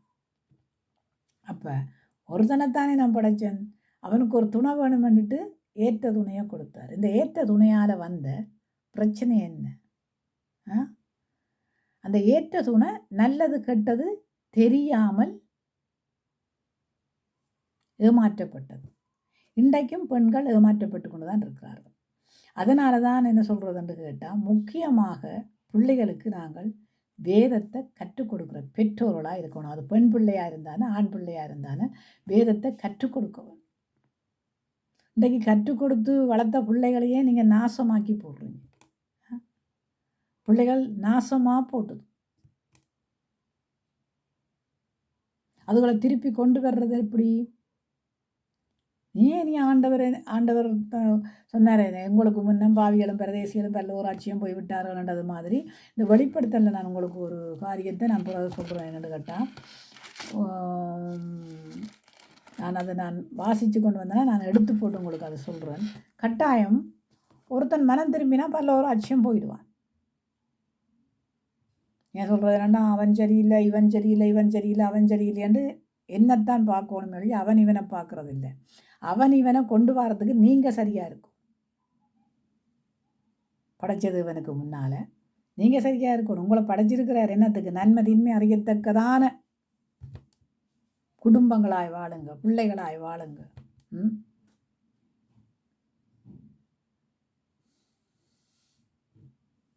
அதனால தான் கிருபை எங்களோட கூட இருக்குது. கிருபையை பற்றி நான் உங்களுக்கு கொண்டு வாரேன். கிருபையை பற்றிய காரியங்கள் கொண்டு வாரேன். பரிசுத்த ஆவியானவர் எங்களுக்கு இருக்கிறாருன்னா அது கிருபை. அதனால் நாங்கள் கிருபையால் நிலை நிற்கிறோம். கிருபை பெற்றவளையே வாழ்க என்று மரியாதை வாழ்த்தினேன். கிருபை எங்களுக்குள்ள இருக்கிறபடியாது. அதனால் நான் சொல்கிறேன், அக்கினியை கடந்து வந்தோம், ஒரு சேதம் ஒன்றும் இல்லையப்பா, தண்ணீரை கடந்து வந்தோம், நாங்கள் மூழ்கி போகவில்லையப்பா, உங்கள் கிருபை எங்களை விட்டு இமை பொழுதும் விலகல்லப்பா, எங்கள் தேவன் நீரே, எங்கள் ராஜா நீரே, நாங்கள் நம்பிடும் எங்கள் நம்பிக்கை நீரே, எங்கள் தேவன் நீரே, எங்கள் ராஜா நீரே, நாங்கள் நம்பிடும் எங்கள் கண்மலை நீரே. பாருங்க, பலவித சோதனை. அப்போ பலவித சோதனைகள் வரும். அதில் நாங்கள் புடமிடப்பட்டவர்களாக இருக்க வேண்டும். பொன்னாய் விளங்குறதற்கு. உங்களுக்கு சோதனையை ஜெயிக்கிறதுக்கே விருப்பமே கிடையாது. என்னங்க பொன்னாக விளங்குறது? நெருப்பில் போட்டு பார்த்தா தான் பொன்னாக விளங்குறது மாட்டு தெரியும். அப்போ பலவித சோதனைகள் வரும். சோதனைகளை கொண்டு வருகிறவன் யாரு? அப்போ அவனுக்கு ஏற்று நிற்கிறதுக்கு என்ன வேணுமா? சத்தியம் என்னும் இதயத்தை பிடிச்சு கொள்ளவும், மார்க்கவசத்தை அணிந்து கொள்ள வேணும், திரைச்சானை அணிந்து கொள்ள வேணும், பாதரட்சிகளை அணிந்து கொள்ள வேணும். நாங்களோ என்னத்தை அணிகிறோமோ, ஆனால் இதை மட்டும் அணிய மாட்டோம். தயவு செய்து கர்த்தருக்கு பிரியமாக வாழுங்க. கர்த்தர் படைச்சது எது, படைக்காதது எது. ஆனால் படைக்காத ஒன்றில் நாங்கள் அதிகமான ஒரு இதுகள் வைக்கக்கூடாது. அதிகமாக இப்போ பாருங்க, சில பேர் எங்கே போனாங்க? கேபிளாருக்கு போனாங்க. ஏங்க போகிறீங்கன்னு கேட்டேன். அங்கேயா? அங்கே நம்மளோட சொந்தக்காரங்க வந்திருக்கிறாங்க, நல்ல இது பொருட்கள் எல்லாம் நல்ல விலை குறைச்சி போடுறாங்க, அதனால் போய் வாங்கிட்டு வரப்போம். போகிறவங்கள மறைக்கவா முடியும்? ஏங்க, ஒரு 2 ரூபா அல்ல ஒரு 1 ரூபா ஒரு 50 பைசா அல்ல ஒரு 20 பைசா கொடுத்து வாங்கிட்டு போக வேண்டியானே. பாருங்கள், அந்த ஆசை எங்கெல்லாம் இழுத்து கொண்டு போகும், அங்கெல்லாம் இழுத்துட்டு போகும். இதுதான் சொல்கிறது என்னென்னு கேட்டால், எங்கே நாம் போக நினைச்சாலும் தேவனுடைய பாதத்திலேருந்து இந்த இடத்துக்கு போகலாம் ஆண்டவரே. அதனால தான் ஒரு இடத்துல சொல்லப்பட்டிருக்கு என்னென்னு கேட்டால், உமக்கு பிரியமில்லாத இடங்களுக்கு செல்லாமல் என்னை தடுத்து நிறுத்தும் ஆண்டவரே. எல்லாம் ஆண்டவர் தான் உண்டாக்கினார். பழஞ்செடி கொடி எல்லாத்தையும். இந்த பழங்களில் வாங்க வேண்டிய இடங்களில் வாங்கித்தானே இப்போ போகிறோம். இப்போ எத்தனை நாளைக்கு நாங்கள் அங்கே வாங்குறத வச்சுருப்போம், முடிய விட்டு இங்கே வாங்கத்தானே போகிறோம். அதுக்கு ஒரு ரெயின் எடுத்து, அதுக்கு ஒரு கார் எடுத்து, அதுக்கு ஒரு பெட்ரோல் அடித்து, அதுக்கு ஒரு இது அடித்து போவோம் பாருங்க.